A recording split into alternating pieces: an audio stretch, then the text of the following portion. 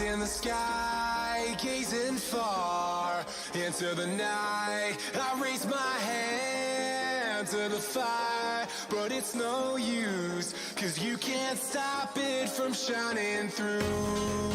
It's true, baby, let the light shine through. If you believe it's true, baby, won't you let the light shine through for you.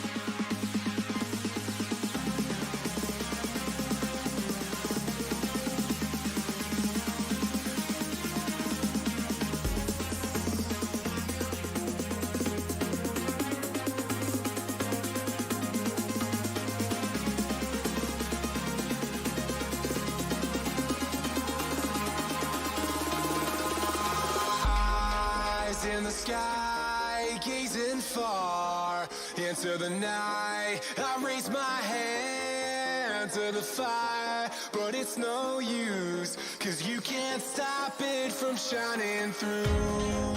It's true, baby, let the light shine through.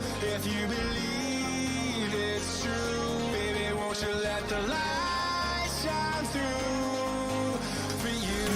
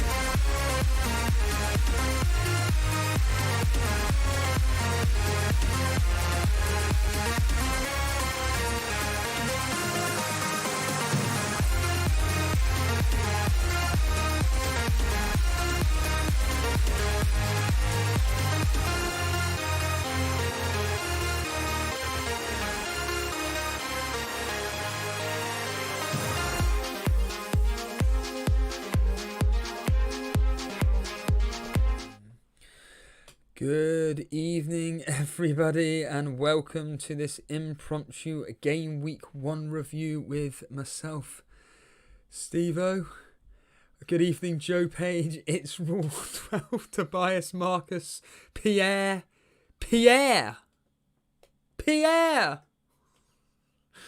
Fabio, One Rose Vlogs, Uncle Juicy TV. Yes, lads.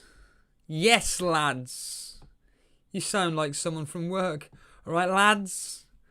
Neon Pop-Tart, Michael, Marcus Nelson, Latinch Man, Arman, Dylan.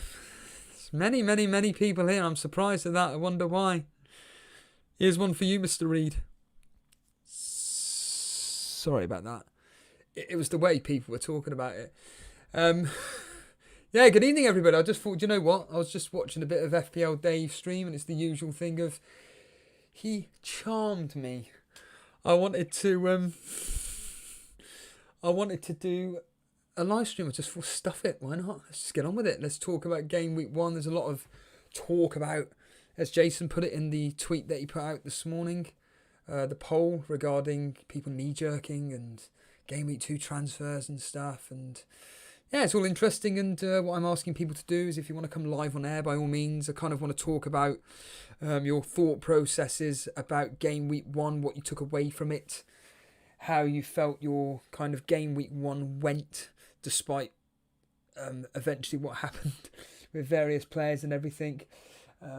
Kind of looking ahead to game week 2 and seeing what you're planning on doing with, like I said, there's a lot of chat in here already saying, do I get rid of X player and Y player and stuff? You know, it's all very, very, very interesting times. And obviously last night I woke up this morning and it was just, oh, Chelsea won 3-1. How many did Werner get?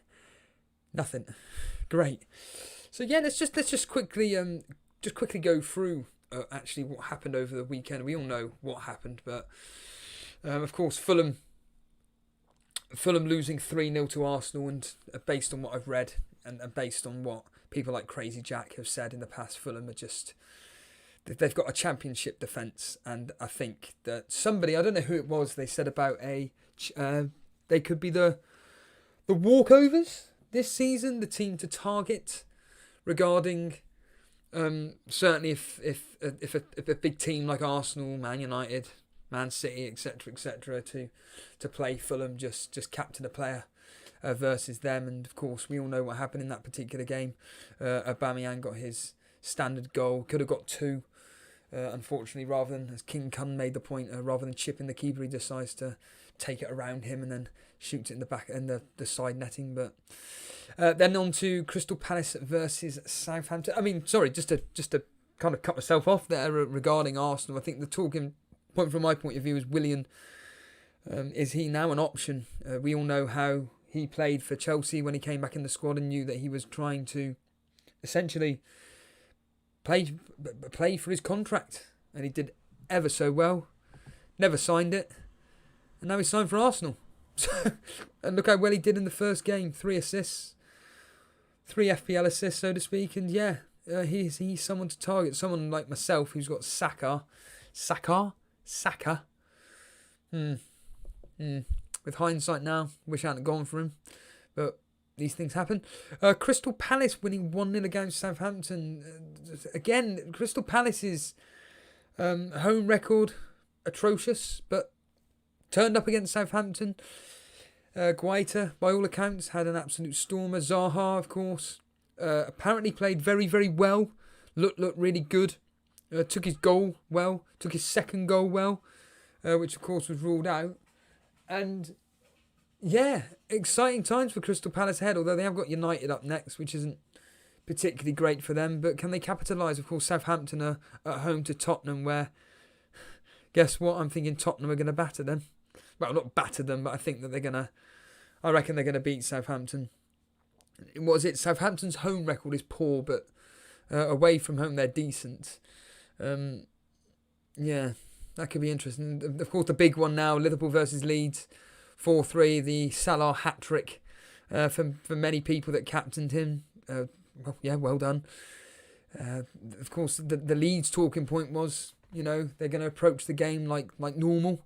They're not going to sit back and defend, and we got a thriller, 4-3. And let's be real here, Leeds, if it wasn't for some stupid challenges, could have maybe got a draw out of the game. West Ham 0, Newcastle 2. Not much to say really. West Ham are an absolute bunch of, here we go, clowns. They're absolutely hopeless. And along with Fulham, just target them. There's some disarray going on there. And Newcastle, I mean, it did. Judging by the highlights, it could have been a high-scoring game for both teams. Both teams had a lot of opportunities to participate on that, but unfortunately, it was one of those where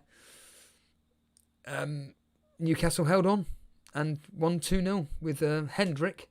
Hendrick, a player that did nothing for us, starts his first game for Newcastle and gets a goal and assist. I think that's more than what he got for us in 3 seasons, or however long he was with us for. West Brom 0, Leicester 3. Well, we all know what I thought about this game. Don't really need to go on about bang on about it much. Of course, 2 penalties for Jamie Vardy. specifically. This particular, I did find this particular game week, it was almost like every single player everybody was talking about seemed to have done something. We'll come on to one player in a minute. But yeah, Leicester, James Justin, of course, getting a clean sheet and assist in that game. Incredibly, lots and lots of managers going with James Justin and reap the rewards. This was, for me, the shock result. Spurs 0, Everton 1. By all accounts, Spurs were absolutely hopeless. Everton, on the other hand, looking absolutely fantastic. Here we go. 7 o'clock at night. Anyway. 1-0 to Everton. By all accounts, Everton looked absolutely brilliant. You dean your owners. Well done to you. Well done. You've absolutely smashed that. This was a disappointing one for me up next. Sheffield United 0, Wolves 2. Very frustrating for myself. As an Egan owner, got to get me a whopping -1. It's not like that. It's just more the fact that Wolves cruised to victory. Absolutely cruised to victory. And Sheffield United's form coming out of Project Restart was awful, and they've already started the season off with a terrible result. I mean, Wolves can beat anybody, but usually Wolves struggle against teams like Sheffield United. And today, or yesterday more to the point, proved them all wrong. And then finally, 3-1 to Chelsea. Albeit Chelsea, from what I've read, very lucky in this game. Werner getting an assist. But it was Reece James. Reece James getting, what was it, a goal? A goal and assist in that particular fixture.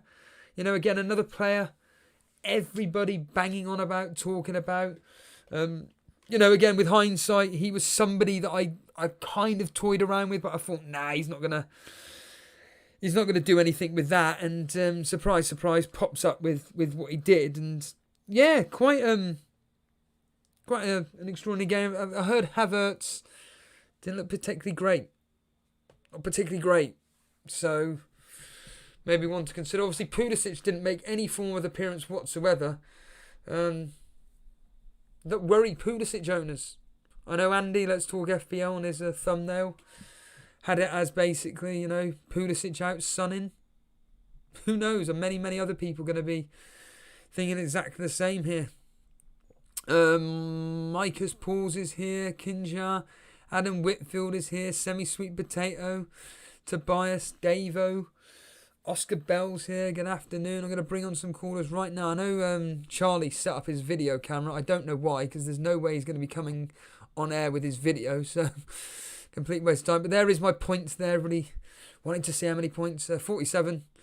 Pretty much no one did anything for me apart from Aubameyang and Mitchell and Wilson. So yeah, nothing of spectacular there. I had Mitchell coming off the bench for me for Saka. So yeah, Alexander-Arnold with a whopping 1, Egan 0, Robertson 4, Mitchell 6, Aubameyang 14, Mane 2. You get the idea with that. It's all up on screen now if you are interested. But looking ahead to game week 2, for me personally, me and Jason are going to be doing the preview show on, Thursday. So I'm not really going to go into specifics, but I personally haven't got any transfer plans. I'm going to be keeping this team as it is. I don't need to touch any of it. The only one I have thought about is Mane and Ings to Martial and Sterling, but I really don't think I'll be doing this. I'm just going to do what I said originally, which is game week 3, I'll be probably doing a -4, -8 and get rid of X, Y and Z players. I'll be monitoring the Werner news. Werner isn't injured, he just got a bit of a bump to the leg. However, if Lampard comes out and says he isn't going to be starting, I will be swapping him out for Martial. That is about as simple as it gets. And what I will do is I will captain Martial, if I own Martial specifically. So, Matt Gaming, don't use Werner. He has got a slight injury, so won't be as good in game week 2. How do you know that? He will be good in game week 3, though. Oh, you got a crystal ball, have you? So don't use him if you don't. Well, I'm not going to waste a transfer, and I don't think anybody else wants to waste a transfer on that. Vignesh saying, Son to Bruno Fernandes / Rashford or Mitrovic to Calvert-Lewin, or do both. Woohoo! That that is a wonderful, wonderful conundrum you've just said there. And I think you should, if you can, do Mitrovic to Calvert-Lewin only. That's what I would do.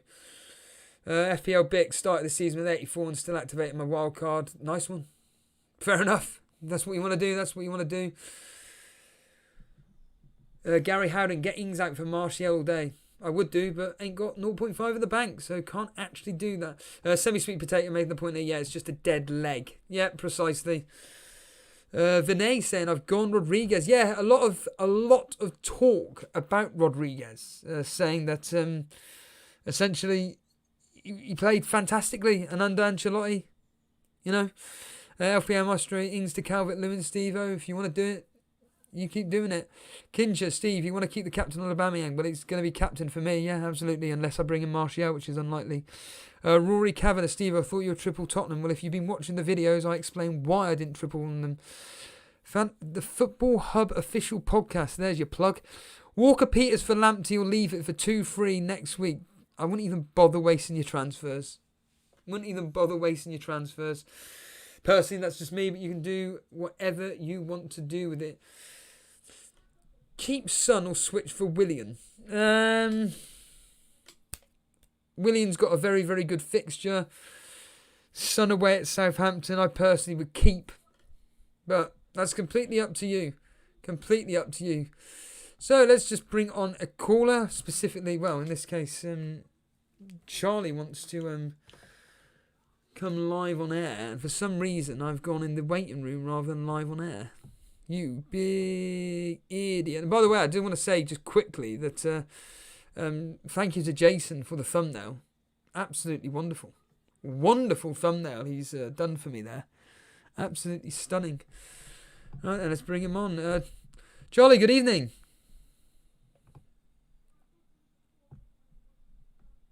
Hello, Charlie. Good evening. What do you think of Gameweek 1 then? Hat trick. I couldn't believe it. Because I think it was Leeds main centre back Cooper got injured in the warm up. I think, and obviously they had some youngster come on and play. Who played like twice last season, and obviously the new signing. And yeah, I went with Aubameyang in the end, but I was always going to go with Aubameyang. I think Fulham he could have had more against Fulham. It's just the fact that Liverpool got 2 penalties, and Salah was on form.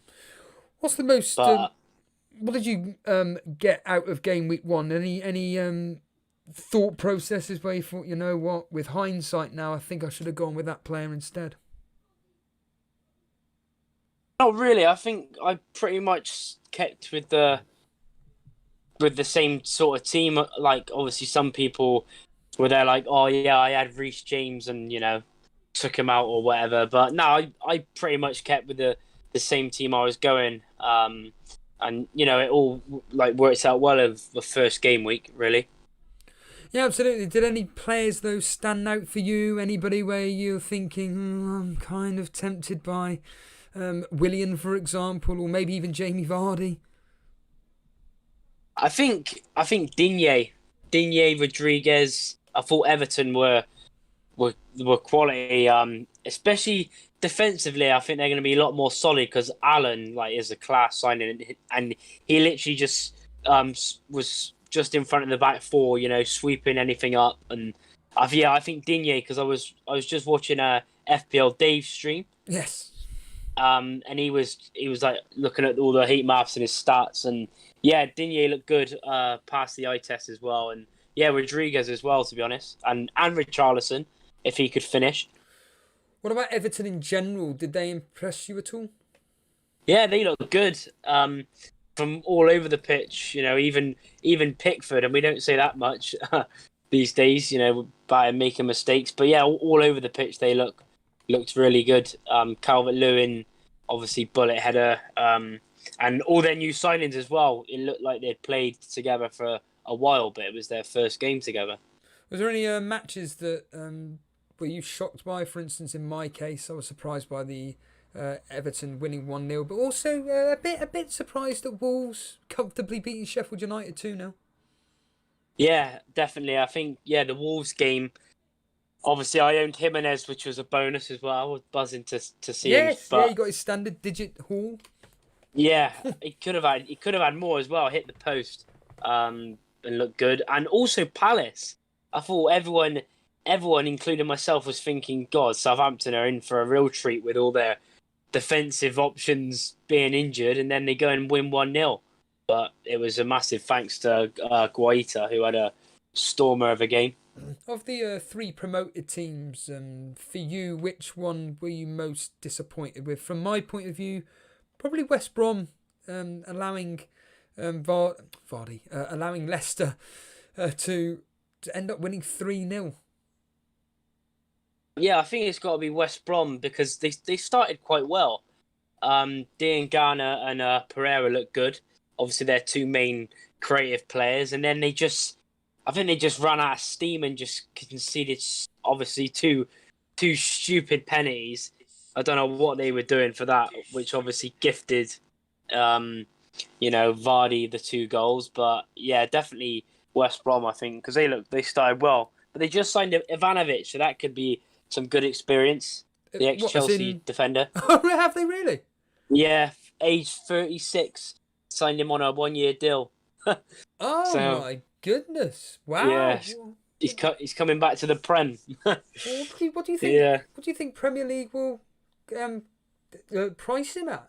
You would have thought 4.5, but I bet they put him like at 5 or 5.5 based on his history. Yeah, I mean, yeah, he was quality, wasn't he? I remember I had him back when he was at Chelsea, scoring like it felt almost like every couple of weeks. But I don't know, probably maybe 5 just because of the caliber of player he is. But I think it's a quality signing, even though obviously he's going to bring some much needed experience to that West Brom team because they don't really have much, do they? Quite a young squad. Does he come straight into the team? Do you think? Yeah, I would have thought so. I think I would have thought so. His experience and quality, because he was playing in Russia, Zenit St. Petersburg, but obviously they got rid of him probably because of his age. I'd have thought, but yeah, it's a good signing for them on a free. Before we let you go, have you got any potential transfer thoughts in your head? I know you're on with Jason on the Sunday surgery, and you basically said that what you're probably going to do is what you did last year: just take a -4, take out whoever, and just captain them. Are you still thinking like that? It's just hard. I don't know. It's because basically the way I'm either going to go this week, it's either going to be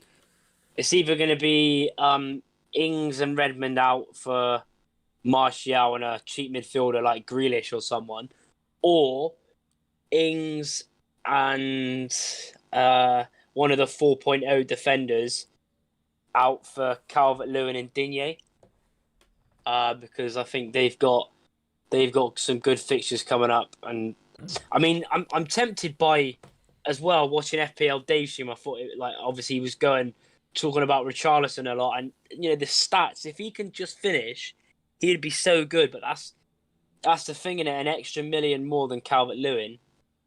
But yeah, I'm probably going to do a -4 though, but I'm not sure which one. I'll have to wait and see. I'm not going to rush into anything.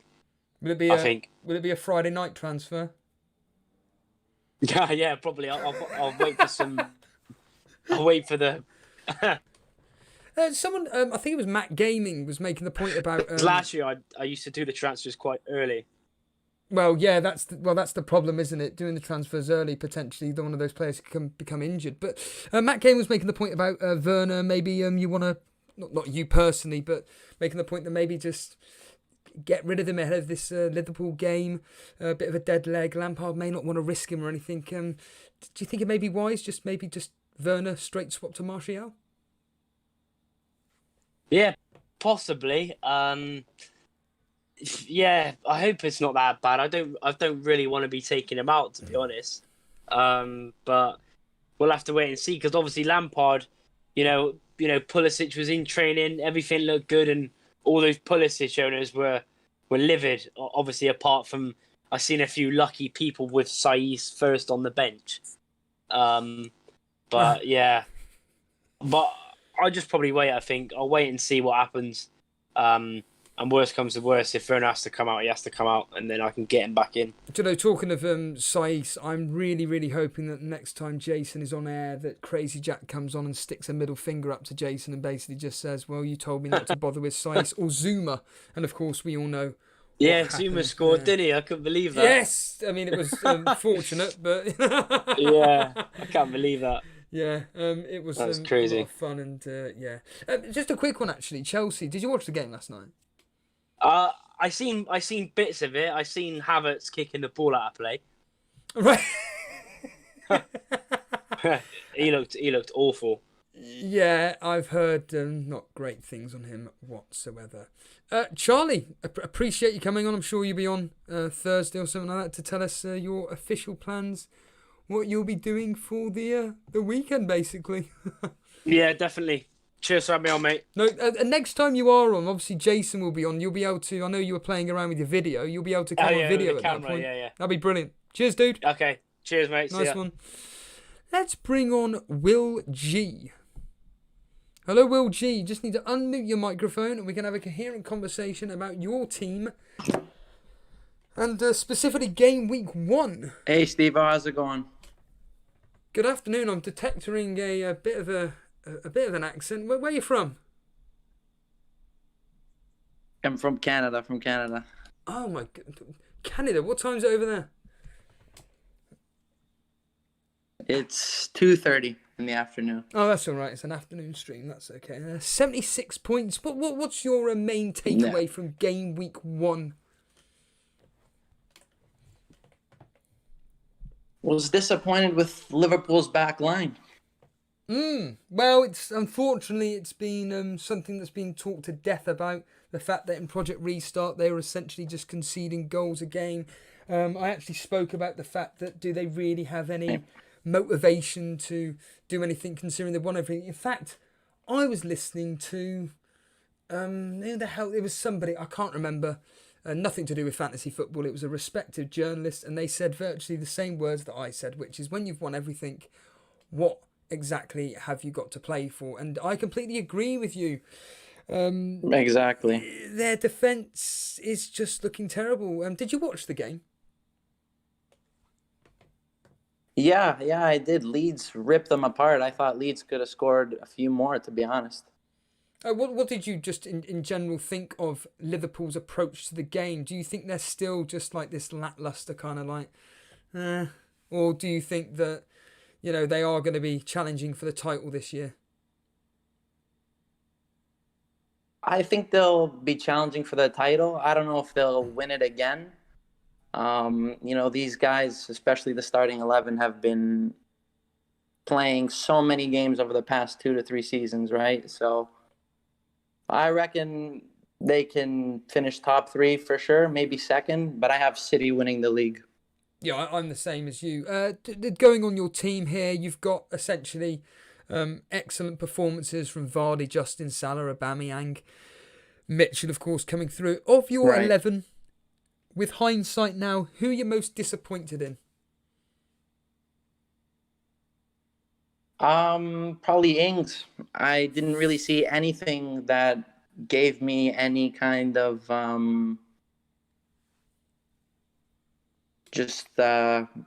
don't know, just no real inspiration.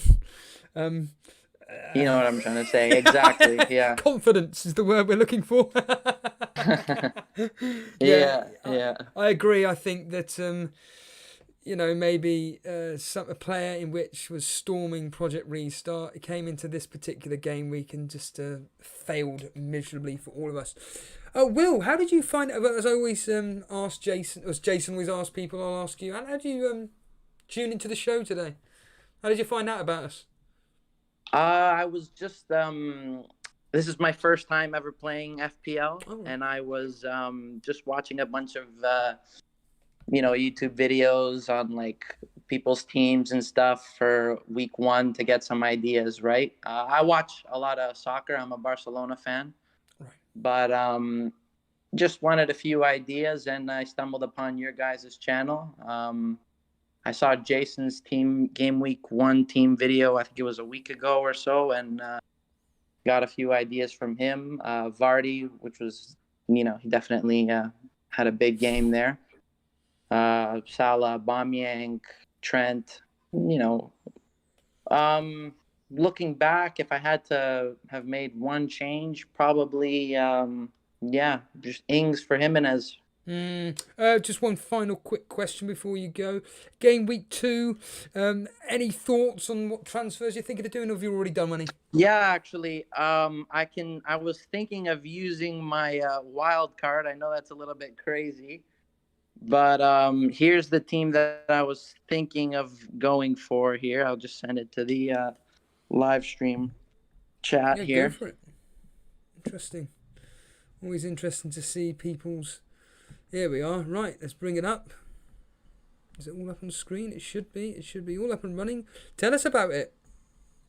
So I reckon Everton's next few games, I think Pickford could definitely pick up a few clean sheets. Same with Digne as well. I thought he played really well, and he can also give me some attacking return. Vinagre and I forget Walker Peters. Vinagre didn't even play, of course, and then Walker Peters did not look good at all, in my opinion. So kind of wanted to change up the back line. I thought Jamal Lewis played well against West Ham, and Gabriel also impressed. And they play Fulham, so I think that's another clean sheet for them. Tell us about. I mean, it's stating the blinking obvious, but you're going to be playing what, a 4-4-2 formation? Yeah, 4-4-2. Yeah.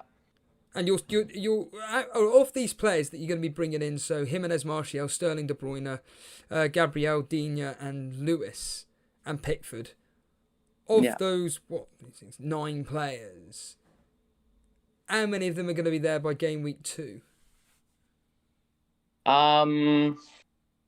I think that'll be my team moving forward. Okay. I like I said, I don't want to continue with Vinagre or Walker Peters at the back.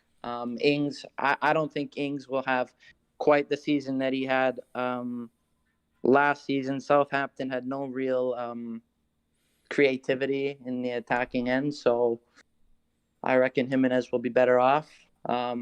Martial, I can always swap back to Vardy. De Bruyne, I can always swap back to Aubameyang, right, with a few transfers here and there. But I think overall, Salah has to be in the team, I think. Yeah. Well, the team's looking good on paper. It's all going to be a question of what it's going to look like by game week 2. Will G, appreciate the call.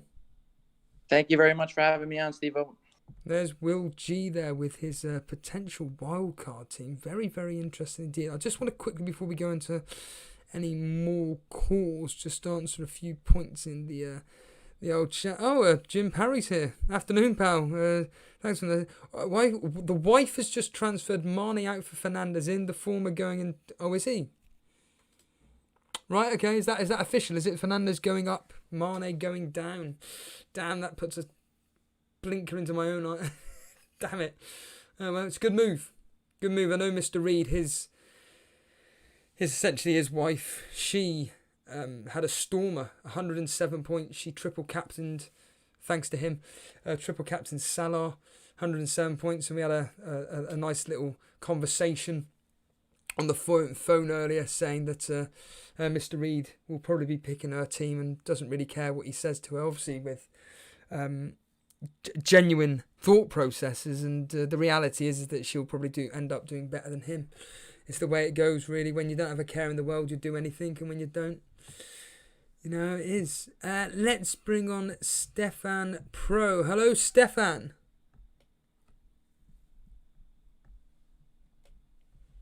Good evening, Stefan. Are you there? Sorry? Don't need to be sorry. How are you? I'm great. How are you? You've had a lovely game week, so to speak. Despite a captaincy fail, game week 1, disappointed, or are you just thinking, you know what, I'm all right with it? I was gonna cry. Okay, talk to us. Tell us. I was going to cry. Luckily, I can't say my game was saved, but it was definitely looking a little better when Reece James played. He got me the 14-pointer. If you ask some of my friends, I was going crazy. But I appreciate you, Reece James, because I would have been so bad without you, and otherwise the team was a disaster. I thought it would be decent. At least I thought it would be a little bbit bad for the first game week, but I thought it would be planned out for the next 5. But it turned out that Danny Ings just played horribly. Mitrovic didn't even start. And Kane apparently was awful as well. I thought Spurs, Mourinho usually pops in the second season. I thought that Kane would just bang maybe 2-3 goals. Apparently not. No, it's to be fair, this team in front of me right now, and for people listening on audio, we've got McCarthy, and Trent Alexander-Arnold, James, Lascelles, Soucek, Havertz, Aubameyang, Son, Kane, Ings, Mitrovic. If you'd have come to us before, you may have done, if you'd have come to us before it all kicked off, myself and Jason would have just said, yeah, it looks like a quote-unquote safety team with the odd risk here or there. Of the team here, who are you most disappointed with? Maybe Havertz? Havertz. Well, I got Havertz in because I originally had Ziyech, but he wasn't playing, so I just transferred Havertz in. Wasn't really expecting much from him. Probably most disappointed with Kane. Really expected a lot from him. I didn't expect much from Havertz or Son, and Ings for that matter. I also expected at least 1 or 2 from Ings. He had what looked like a pretty decent fixture beforehand. Apparently, wasn't. I'm not sure if he can even stay.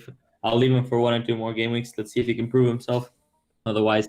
This was, I think, what did he play? West Brom Crystal Palace? Yes. There have been at least 1 or 2 goals. I'm quite disappointed from Ings as well.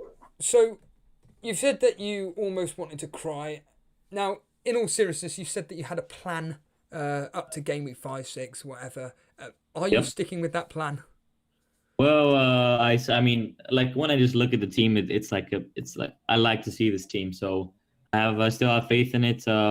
Obviously, I wanted to cry because Salah, everyone's like, oh my God, you can't go without Salah. And then I was like, yeah, you know what? You can go without Salah. And I just watched the match, and after 2 minutes, Salah gets a penalty. Oh no, I'm out. So,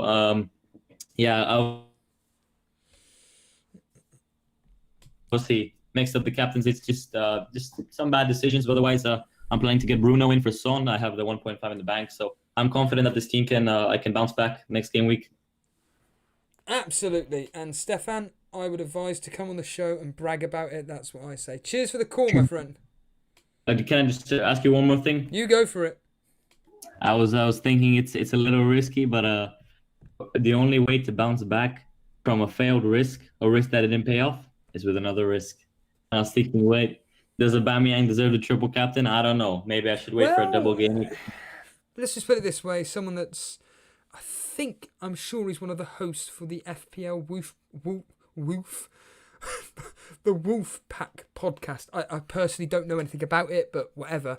He goes by the name of FPL Irons, and essentially he actually has said that he's going to be triple. Well, he's in the thought process of triple captaining Aubameyang.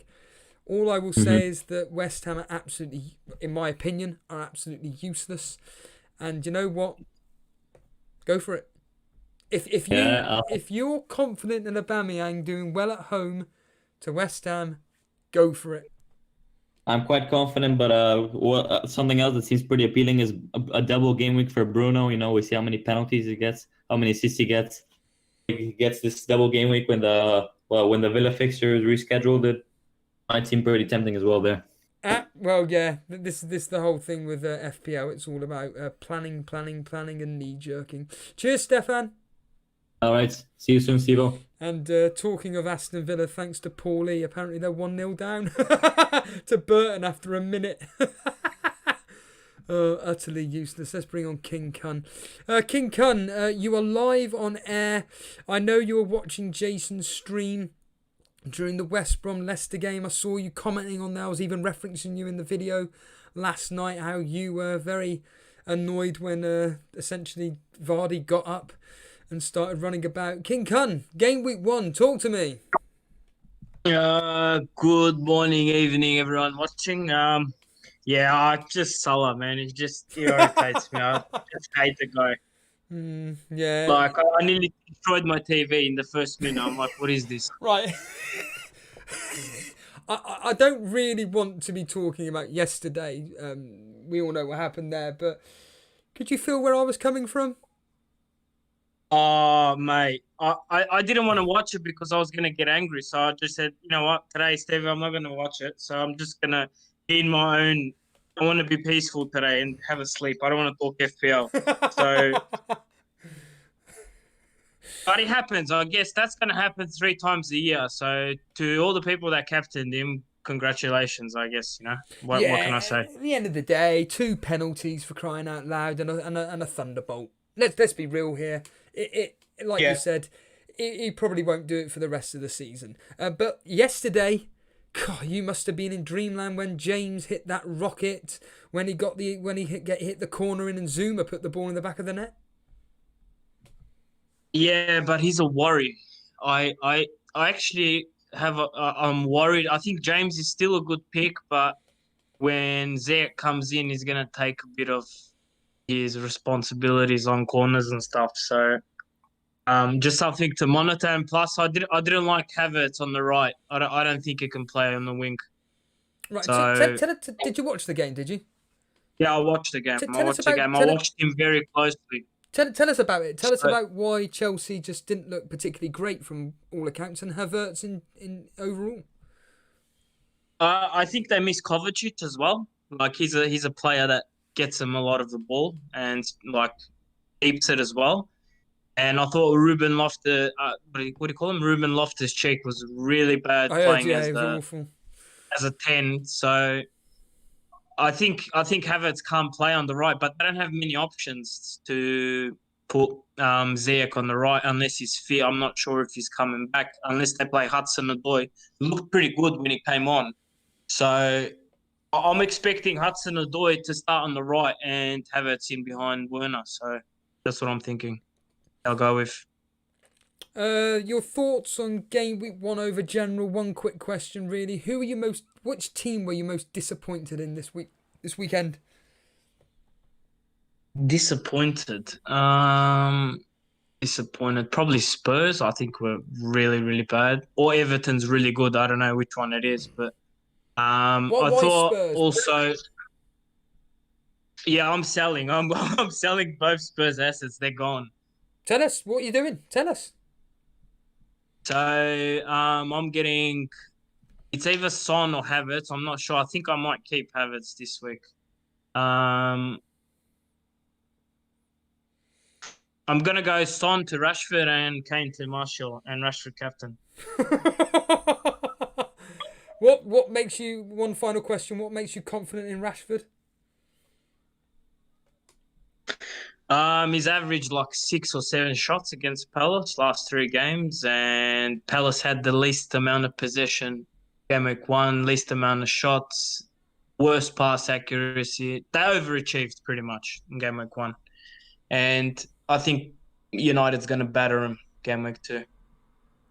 Very, very. Just a quick score prediction then. What do you think? 4-0, something like that. I think it's the opener. They have to win, Steve-O. Like, everyone's got points on the board as well. Fascinating. King Kun, thank you for the call. Appreciate it. There's King Kun there, and I'll just quickly answer a few questions in chat. And good evening, everybody. Welcome to the Elite FPL review show. It's a bit of an impromptu one, but I just thought, to hell with it. If FPL Dave's watching, it's all down to you, really. I was just inspired by you. I wonder if that is Johnny Nichols. I wonder if it's the same Johnny Nicholson that I know, the sports writer. Simeon Batchelor. Salah is hitting 40 this season. His new haircut has given him his old powers back. Matt Gaming. Steve-O, who should I get from Man U or Man City? I have 1.5 in the bank and I have Trent Egan. It's got to be Sterling. I mean, I'm stating the blinking obvious. Sterling, KDB or Fernandes. Or Martial. One of those 4. If I was to pick one, Martial. Firetog. Friend of the show, good friend. Firetog making the point about... I've completely missed the point because I've skipped the wrong way. Something to do with James. Or James in general. Reece James. I can't remember now. It's gone. Sorry, Fire Talk. Simeon Batchelor. Palace beat Man United 2-1 last season. Suma Ayahim saying, is Aguero a good option? Wait and see. Wait on Pep's comments. If he says yes, do it. Get him in. Good morning from New Zealand. Good morning. Oh, it's Arbor Boy. Good day, mate. Your team's not doing great though today, is it? I see George. We got 600. Blimey, I'm surprised. I'm surprised we got 6 people watching after yesterday. 600 people watching. Thank you for joining. How can I track price rises in advance, says Naders. FPLstatistics.com. Oh, there we are. Thanks you to Alex Koo that has said that. Alex the Kid. Podence will be the bargain of the season. You know what? A lot of talk about him, but we all said this. Is he going to start? Well, he did. He did. Harrison. Yes, Harrison of Leeds. A car is saying. It's a very good point. A car. Very good point indeed. Ings to Rashford. They're 2 different... what do you call it? 2 different positions. FPL Boona. Hello, pal. Spurs are seriously in for Gareth Bale. I know. If this happens, mate, my word. Oh, absolutely. I cannot wait. William Jones. Hi, Steve. Who would your replacement for Ali be? He's 8 million, isn't he? Let's go with talk of the town at the moment, William. Let's go with William. Do I bring in Martial or Fernandes? Martial. Bruno Fernandes or Martial if budget was no option. Chiang. Martial. Nathan Kelly. Marnie for Kevin De Bruyne. Kevlar. Havertz to James Rodriguez. If you feel that Havertz wasn't good enough last night and you feel that James showed you what he could potentially do, go for it. Sultan Saeed here. He said he's already done Havertz to Fernandes for free. Great move. And then finally, before we get on our next caller, from Abdul Razak Ahmed, Lamptey performing last night was eye-catching.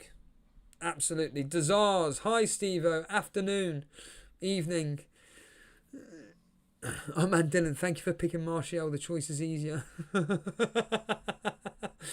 Yes, it is indeed. Let's bring on the next caller. Let's bring on James Bean. James Bean, you're live on the Game Week 1 review show. Afternoon, mate. Evening. Hello, James. Been waiting for a while. Speak to us. In a 3, a 2, a 1. No, he's gone. He's not there. Let's bring on Chameleon. Chameleon, just need to unmute your mic. Oh, there he is, straight away. Chameleon. Hello there, buddy. Hello, you just need to mute the stream, mate. But thoughts on Game Week 1 so far? Obviously Trent had a stinker, didn't he? My basic understanding is yes. When we covered the game, he was awful according to Jason. He just didn't look in shape. He looked absolutely useless. I mean... Yeah, no, I think that's the big one. And also Tottenham as well, honestly. I'm an Arsenal fan, so I can say that with pride, but I had Son in my team. Yeah, your team is... I mean, 76 points is a fantastic score. All the players in your team, within reason, have done really, really well. You've got the big ones, Tierney, Justin, Mitchell, Salah, Aubameyang, Wilson, Werner. Well, just like you, I had Mitchell come on the bench for Saka. Yes. Were you, as an Arsenal fan, surprised Saka didn't start?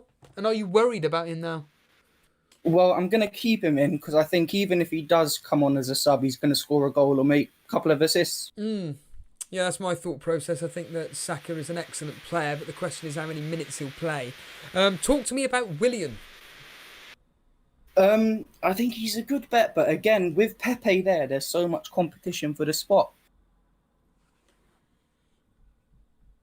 Yeah, there is absolutely a lot of competition for that spot, but do you think he's done enough to justify his starting place?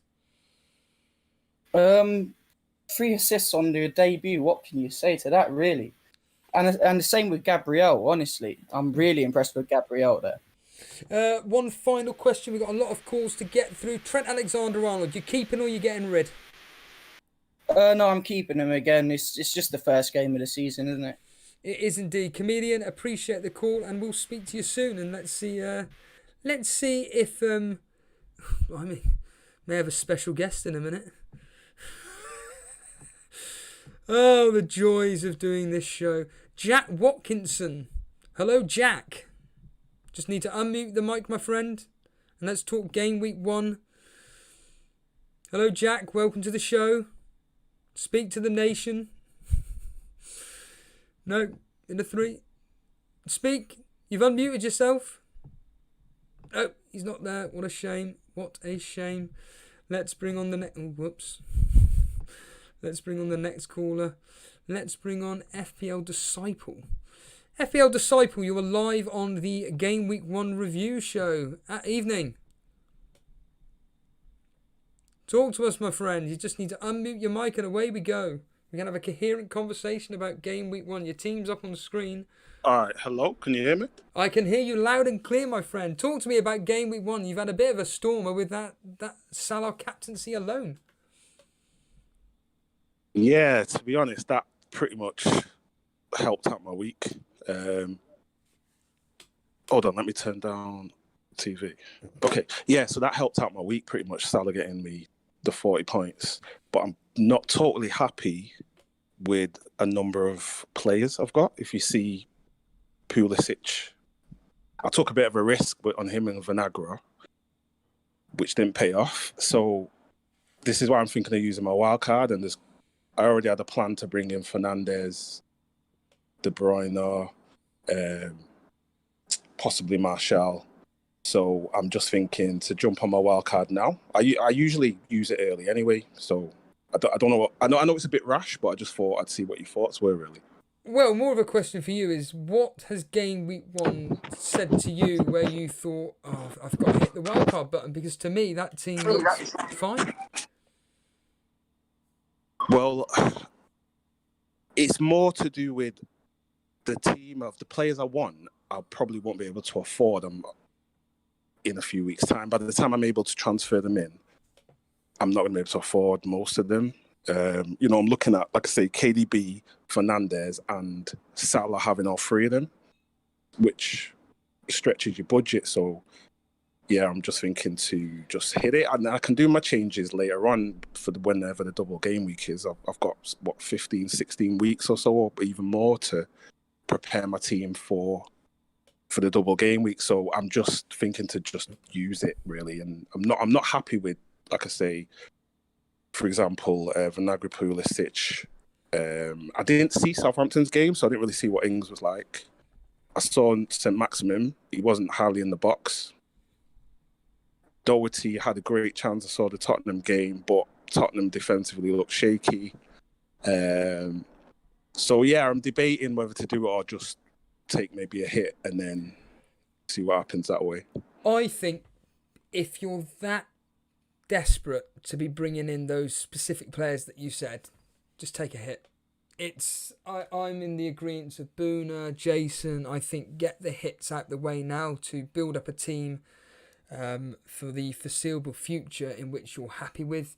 You're adamant on the players from Manchester that you're wanting, and if you're saying that, and by all accounts, thanks to Jim Parry, that in this specific case Fernandes is going to be going up in price tonight, and you may not be able to afford him, and various other players you may not be able to afford. I personally think using the wild card is a bit hasty, because I think the wild card is such a valuable chip, in my opinion. What do you think personally about taking hits? No, I take your point. I understand where you're coming from. I take hits, but not loads. I'm not the type to take like a 12-point hit or anything like that. I don't think I've ever done. I think the most I've done is maybe, I don't even know if I've done an 8-point hit. I'm thinking 4 might be the most. So, possibly. I've got a few days, or I think anyway, to Oh, actually, I don't even know with the price rises again. I need to check because yeah, I'll have to think about that maybe today. But I don't know, maybe. I know it's a bit hasty to use it, but we get another wild card, don't we, again? So last season I saved my wild card probably for the first time. I've been playing FPL for a long time, and I think that's the first time I saved it till right near the end, and it didn't greatly benefit me because by the time it got to the latter weeks, I'd already got the team I wanted, more or less. So that's why I'm debating to use it now. But I know it is harsh a bit. You know, like I say, I'm not a rookie or anything, but it's just a strategy I'm thinking for a change, maybe to use it straight away. You know, I usually wait until maybe week 4 earliest or 5. I mean, if that's when you normally do it, weeks 4 and 5, let's be real here, it's only 3 game weeks earlier. So I think if your mind's set on those particular players and you don't like taking hits, go for it. Just one quick question of your team here. Who are you most disappointed with hindsight now? Maybe Doherty, maybe St. Maximin, Ings? Yeah, Doherty definitely. I mean, well, to be honest, he was actually quite attacking. It's more just how Spurs were as a whole, which made me just... I'm a United fan, and Mourinho, I know I've seen his management style, and I can see a lot of the same things creeping in at Tottenham at the moment. So, but again, I know it's early days. But yeah, Maximum was disappointing. Werner, to be honest, because I wasn't necessarily going to get Werner. I was probably swayed to get him in, which I previously had... in my draft, I had Jimenez and who else did I have? Yeah, I had Jimenez in another draft, and then I had Martial, but on the bench. So I wasn't really going to get Werner, and then I saw his ownership and just brought him in, basically, to cover myself with Chelsea. But did you see the game last night? I didn't see all of it, but I saw like some of it, and I'm not sure about Werner, to be honest. Even before he came, he likes to drift a lot to the wings, to the channels. So I don't know if he's going to be in the box enough. I know he does get in the box, but for his price, there's other strikers I think who might score similar, a bit cheaper. But again, it's early, so he could be on fire in a few weeks' time once all the Chelsea players are back. So we'll see. But if I bring in the players I want, I know a lot of them are expensive, so I could easily downgrade if I need to in the coming weeks. But yeah, something to think about, certainly for me. FPL Disciple, and I've not heard your voice before. Are you new to the show? Well, new to like the Discord and stuff, but I have seen. I've watched your show before, previous season. I think I even remember quite a while ago when I think there was another chap on the show. Was it Dan? Is it Dan or someone like that? Yeah, but I just never kind of been on the Discord, and then I thought I'd join. And yeah, it's good. It's good to link up with other fantasy managers and get an idea on their thoughts and opinions and stuff. Absolutely, and my advice to you, FPL Disciple, get in the hangout, speak to a few people, and they'll be able to advise you more. But to be honest with you, 79 points, thinking of wildcarding. Do you know what? I think you've kind of almost persuaded me that maybe I could, do something like that. FPL Disciple, great call, thank you.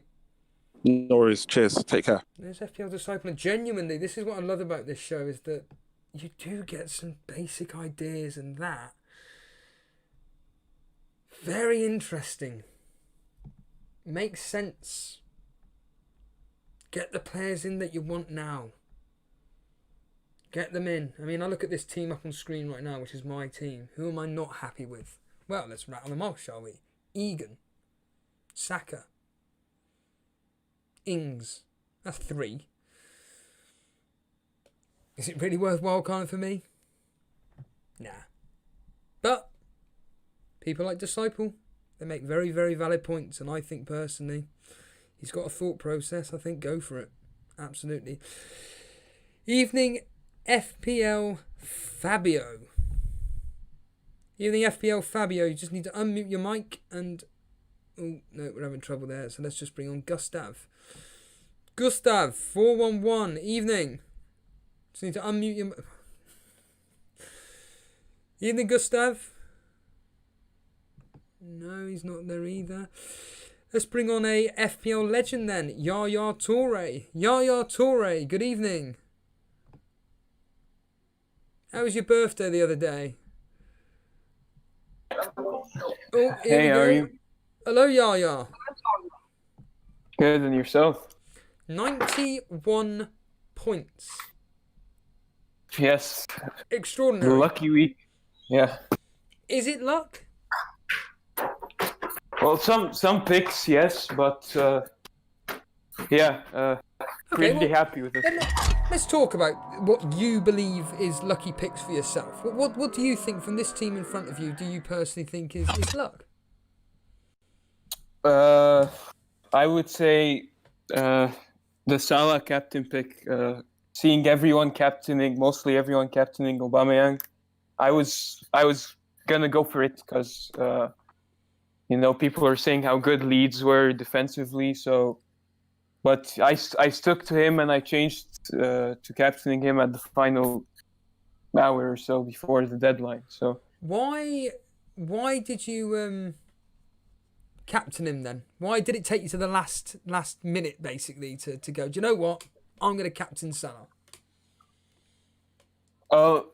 I've always believed in him, so I knew he on his day he could score a lot, so I just decided to go with my first gut instincts, which was to captain Salah initially. Okay, so interestingly enough, so you went with your initial gut, and it's paid off. That's great. So, I mean, I'm looking at your team here. With hindsight, obviously, they're all fantastic picks. Digne, Mitchell, Aubameyang, Salah, Vardy. Talk to me about Jota. What made you go with Jota in the end? Because did he not play? Yes, he did not play. Yeah, that was a bad pick. Well, you say a bad pick. He's an excellent player. Do you have any reason as to know why he didn't play? I honestly expected him to start instead of Podence, but seeing that he performed well with Portugal in the Nations Cup, so I thought I'd go for him as I needed a midfielder that was 6.5 or lower. So I just decided to punt on him, and well, it didn't go well. The game week itself was a lot of things happened in it, but a lot of popular picks coming through, regular names that we heard, surprise, surprise, would turn up. This particular game week, what was the match which you were surprised at? Honestly, the Wolves game. Like I didn't expect Wolves to beat Sheffield United with a clean sheet 2-0 as well. I was really surprised by that, especially the size goal, and so yeah. Obviously the Liverpool game as well, 4-3. Like who would have thought that was gonna happen? So absolutely. Just one quick final question, Ali. What are you gonna do with him? So, well, my plan for next week. So I'm thinking of just staying with the team as is and saving the transfer, and just see if he does well next week against Southampton. Should be a decent fixture. The only worry is Jota for the second game week, because obviously he didn't play. So, but I'm not sure what I'm gonna do with him, because I don't see any decent options for less than 6.5 mil. So I'm not sure. Yeah, that's going to be something that you're going to be toying with for a lot. Yaya, appreciate the call. Thank you for coming on. Thank you for having me. Cheers, dude. There's Yaya Toure, and I just want to say thank you to a new member joining us. After yesterday, I'm surprised anybody does want to become a member. Oh, the joys. Let's pronounce this name. Ntuthuko Ndeluvu. Sorry for butchering your name. But thank you for becoming a grassroots member. Appreciate it. Really appreciate that. membership, and there's quite a few subscribers coming through, I'm hearing. Really do appreciate everybody brand new around here hitting the subscribe button. Yeah, by all means, if you want to hit the subscribe button, yeah, please do. And if you are enjoying the stream, just simply hit that like button if you are enjoying it. Bliren, one of our members here, saying, I'd say that James Ward-Prowse is a decent midfield pick for 6 million since he's on free kicks as well as having 2 good strikers to feed balls. Absolutely, that's exactly what you want. Certainly a player that's going to be creating for 2 quality strikers ahead of him, just like what Kevin De Bruyne has. Putting on a plate for these people, done. Happy days. Happy flaming days. Let's bring on the next caller, shall we? Let's bring on...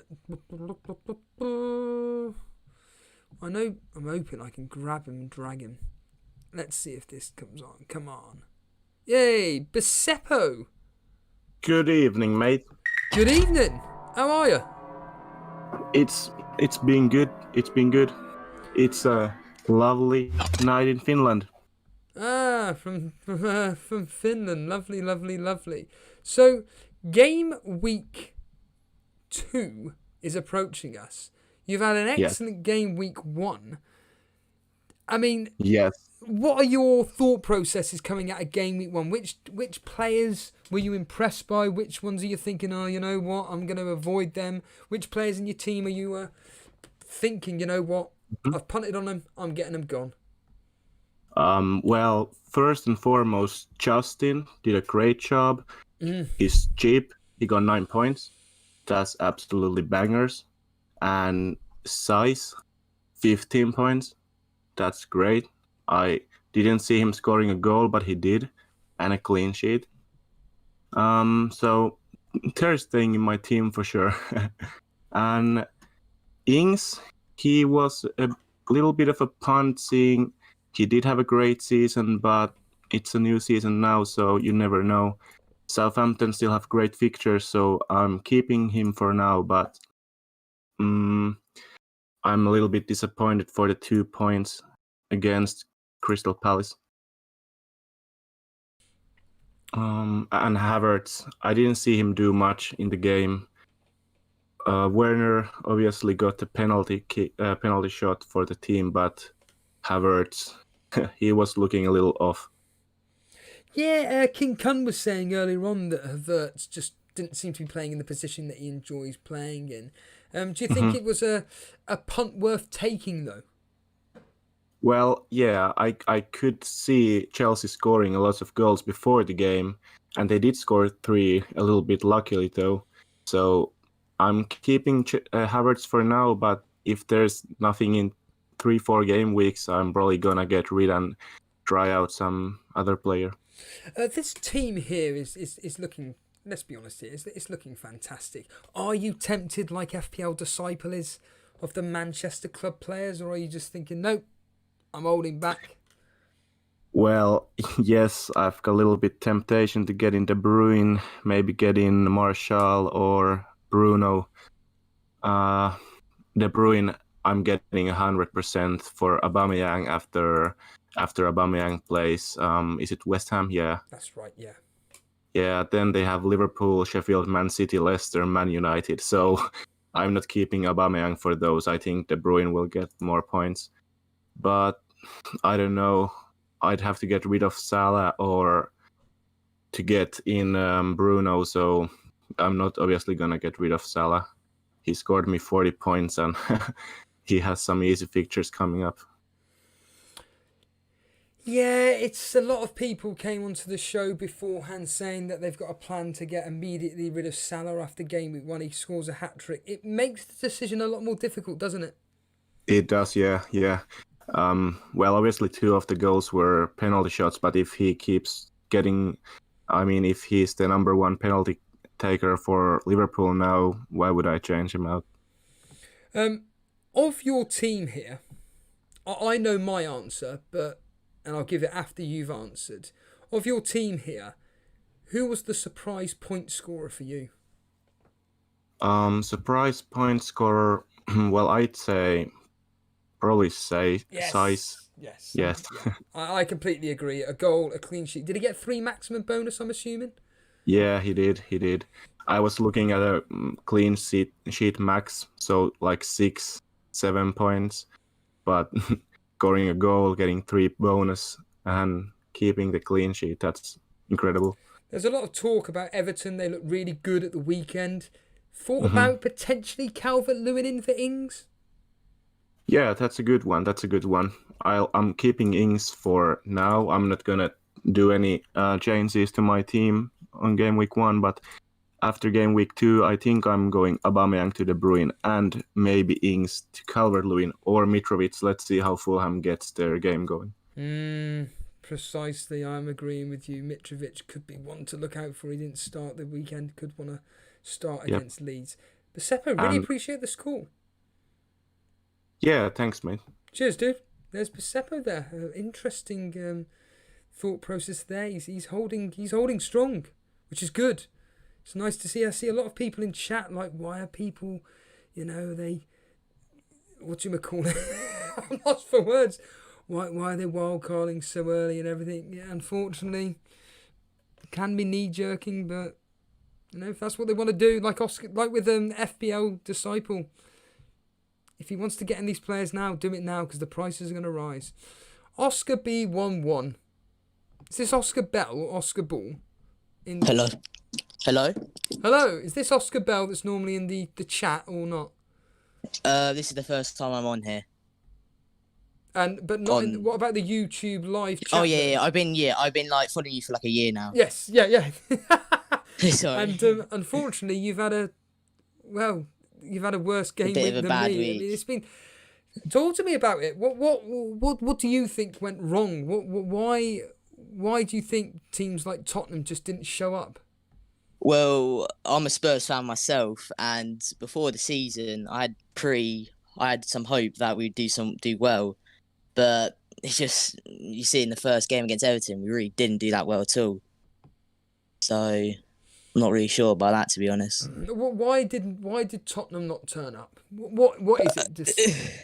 It could be many things, to be honest. It could be many things. I mean, Everton, to be fair, they played very well, but it could be so many things. It could be, I don't know, it could be anything, to be honest.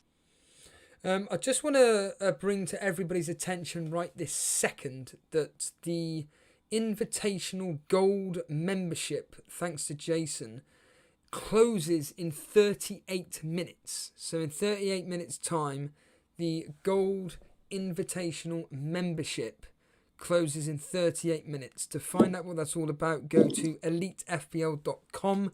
You'll find out all the information there. But yeah, I highly recommend people check that out right now. Go to elitefpl.com, check what it's all about. If you're interested in join, but there's only 38 minutes to go. So yeah, elitefpl.com. Are you one of these people, Oscar, which is panicking with their team? Yeah, right now I am a little bit, yeah. And what's your thought process? Are you thinking wildcard? Are you thinking doing a drastic 12-point hit? Yeah, well, I'm thinking, Spurs have Southampton this weekend, and I'm thinking I'll give them one more chance. And if I don't get any points there, I do feel like wildcarding, because I feel like getting rid of the Spurs players out, potentially getting rid of Vinagre, maybe Mitrovic, and then maybe Walker-Peters. But right now, I'm probably going to stick with my team. But I've got a free transfer, and I might use that before game week 2, I think. What is the thought process on the transfer that you're planning on doing, if anything? Well, it's a few things. I'm thinking about maybe bringing Justin in after his performance against West Brom. Look good, yeah. Yeah, and I'm also thinking about maybe Calvert-Lewin or Wilson. For who? Mitrovic or Werner? Either Werner or Mitrovic, depending on, because I don't know if Werner will be able to play on against Liverpool, because I think he had a little bit of an injury. A dead leg. And I don't think it's too serious to keep him out. I'd like to think that Lampard would play his top players in that particular fixture. Did you watch the game last night?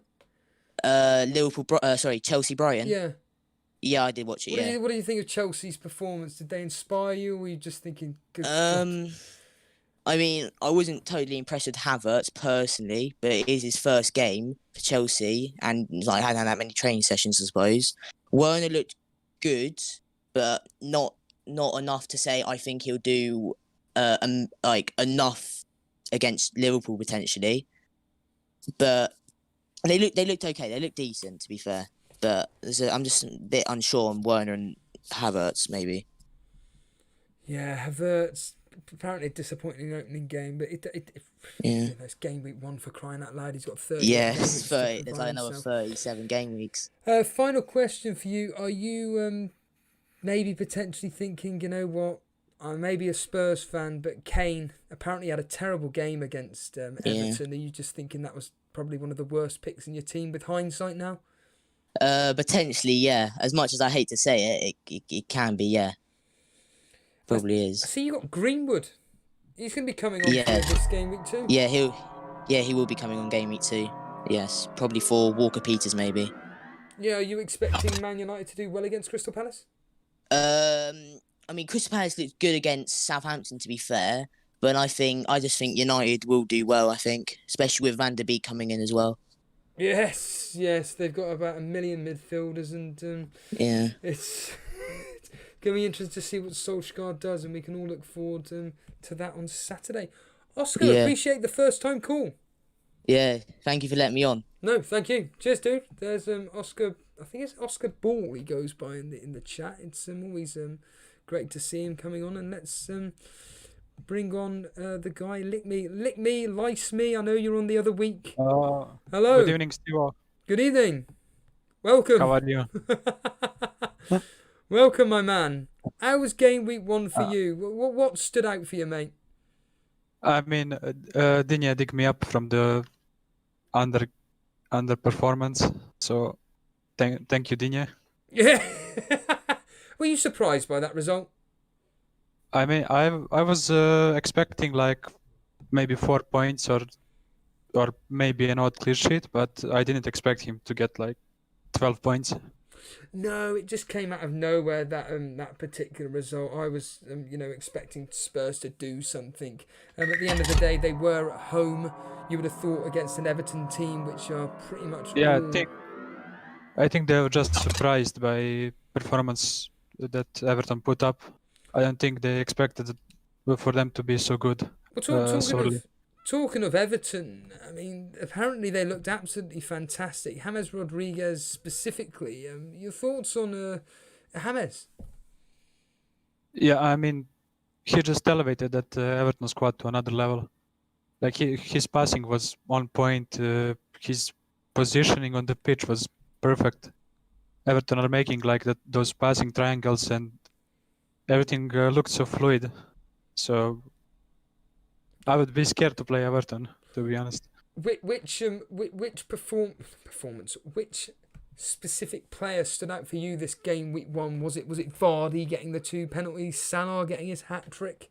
You've mentioned Digne. Was it Justin? Was it even Reece James? Was there a player that stood out for you this game week 1? I mean, personally, Van Dijk stood out for me. Van Dijk? Because I have him in my squad, and I was telling people that he's gonna score a header in his first game, and he did. So I'm very happy. And obviously, like you said, he scored for you and everything. He got that bullet header where it just seemed to take the goalkeeper completely out. Was there any shock results for you this particular game? Like I've already mentioned, maybe Crystal Palace winning 1-0, even the Everton winning 1-0. Were there any shock results for you? I mean, Southampton was a shock result for me. I thought they're gonna be better attacking wise, but they underperformed. But also Guaita made some incredible saves. So not to take from Crystal Palace there. Absolutely. One quick final question: your thought processes before game week 2 regarding transfers? Are you just thinking, nope, I'm holding with my team, I'm happy with it? I'm getting Martial in. I think he's gonna do good in the upcoming weeks. Yeah, I'm thinking exactly the same. I'm thinking, do you know what? I might just do it. Let me appreciate you coming on. Yeah, Thank you for having me. No, thank you. There's Lick Me there. I love the name Lick Me. Just wonderful. Let's bring on FPL bench points, and it's Matt. Hello, Matt. FPL bench points. You're right, Steve. How are you, buddy? Why aren't you playing Warzone? Oh, that's later on. You know what I mean? You're gonna be streaming it or not? Nah. Not tonight. We've got a stream tomorrow, I think. We're doing a stream. Oh, fantastic. What's it going to be about? I think it's the debate show plus the overview rolled into one this week, and then we're going to try and get the Sunday surgery, like the Sunday supplement, up this Sunday. Obviously, because we missed it last Sunday, so. Oh yeah, it's all good. Yeah, why did you miss it for? Oh, because Boona wasn't available. Boona was away for the weekend, so we want to try and do the first few weeks together, and then we'll branch off to other stuff. Right. Talk to me about Arsenal. Well, it's rather interesting, really, isn't it? Because I see people getting on like William and all these sorts of players, and don't touch Arsenal midfielders, for God's sake. That we got about 8 wingers. Don't touch us. The only people you want to touch is Aubameyang and Tini once our defence is fully fit. Because then Tini will go out on the left wing, but at the minute he's playing left centre back, which is not an FPL asset. So outside of Aubameyang and Tini, don't touch us. So pretty much. As an Arsenal fan, are you saying that basically the midfield is just a no go because of the amount of options? Because surely Willian's done enough to cement that place for the foreseeable future. He has, but Pepe come in a few times last season. He did really well, and then he got benched the week after. So I don't really trust Arteta that way. So you're obviously going to be playing Pep Roulette. You're going to be playing, I think you're going to be playing the same game with Chelsea as well, aren't you? With all their midfielders. Why would you want to play it with Arsenal as well? You're going to have some game weeks, if you've got all of them, you're going to have some game weeks where you only have like one midfielder playing. It's pointless. Yeah, Don't do it. The result itself, 3-0, an excellent result. Any results this specific weekend that stood out for you personally? Other than laughing at watching Spurs lose, which was quite amusing. You know, Everton turning up. Well, what happened there? Honestly, I mean, I didn't watch the game or anything. All I heard was basically Tottenham were absolutely atrocious. Was it really that bad? It was quite bad. Kane's been off it, which I've stated quite a few times in both of the international games for England. He was well off it. And Doherty can't play in a 4 because he was caught out of position so many times, like that right-hand wing. It's almost like he wasn't even defending.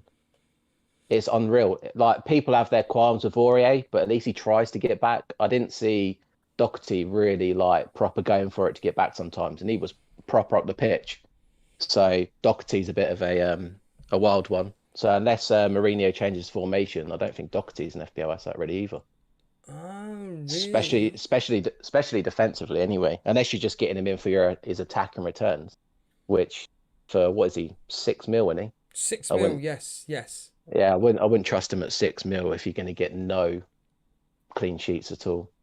Personally, I'd rather spend actually 0.5 and go for a Van Dijk or something. Yeah, Liverpool disappointed with that result, or do you think they're just continuing the way they were in Project Restart, just this lackluster kind of like, nah, whatever, we've won everything, we can do what we want, really? People are going on about like Salah. In that game, I didn't see Salah doing anything really, other than that one worldie, which was a worldie, but they gave him so much space. Leeds gave him so much space to get that shot off. Granted, it was a good goal, but they gave him too much space. And other than that, it was 2 penalties. So, yeah, granted, people that captain Salah, well done. Congratulations. But that's not happening every week. So I wouldn't feel hard done by. But I would like to say, I was only just coming on here, like FFPL, you know. I'm like you. I'd rather just have a good chat about football and everything. And me and Benji are having this little tournament to see who can get the most people to wildcard and panic. So if a couple of you guys get that panic wildcard, let me know, because it's up to me. Sorry, hold on a minute. Well, rewind this conversation. You and Benji are doing what, sorry? Me and Benji are having a contest to see how many people we can get wildcarded. What do you mean specifically? I know what you mean, but how are you going to be going about this? I don't quite follow. What do you mean? if we can convince people to go wild card, it's all like a bit of banter, really. Because if you guys haven't got in that hangout chats yet, please join the hangout chats because it is hilarious. Honestly, Steve, you need to come in there more yourself. It is brilliant. You've got so many characters in that hangout chats. It's brilliant. Honestly, we had Monday night. We had Ramsey, the chef.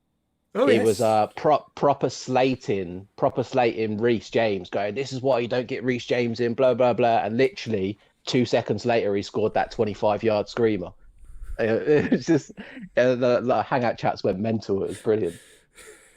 I mean, we had FPL Disciple legitimately came on and asked should he wildcard or not, and I pretty much said that, look, if you're pretty much set on the players that you're wanting and they're going to be going on price, just hit that wildcard because you know you're going to be having a team that you want in the near future. I mean, in all seriousness, like all these people that are planning on wildcarding after game week 1, do you think they're mad, or do you think that just let them get on with it? I know you just said kind of like get on with it, but what do you think of that? Well, I played my bench boost game week 1. So I did the bench boost option, but I'm not wildcarding game week 2 because there's too many variables. If Aguero, people are like wildcarding in people like Salah, De Bruyne, Sterling. Or what happens if like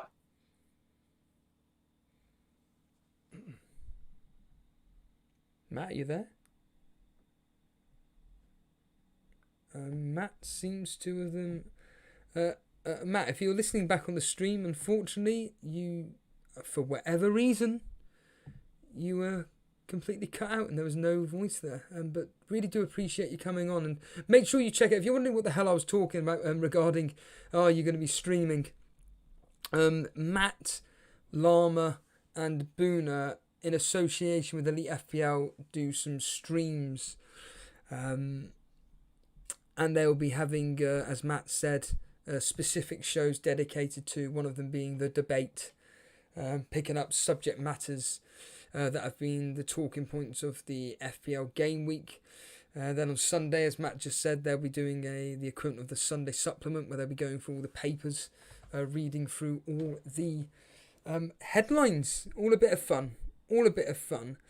Let's see if we can bring on, if I can, Danish Doughboy. Let's try and bring him on. Hopefully I can... Danish Doughboy, are you there? Yeah, I'm here, Steve. Can you hear me? I can hear you loud and clear. I know for a fact that you put your team in here, so I can actually bring... That's 2 callers didn't post their teams in the team screenshot. And while I'm looking for Fantastic. Game week 1...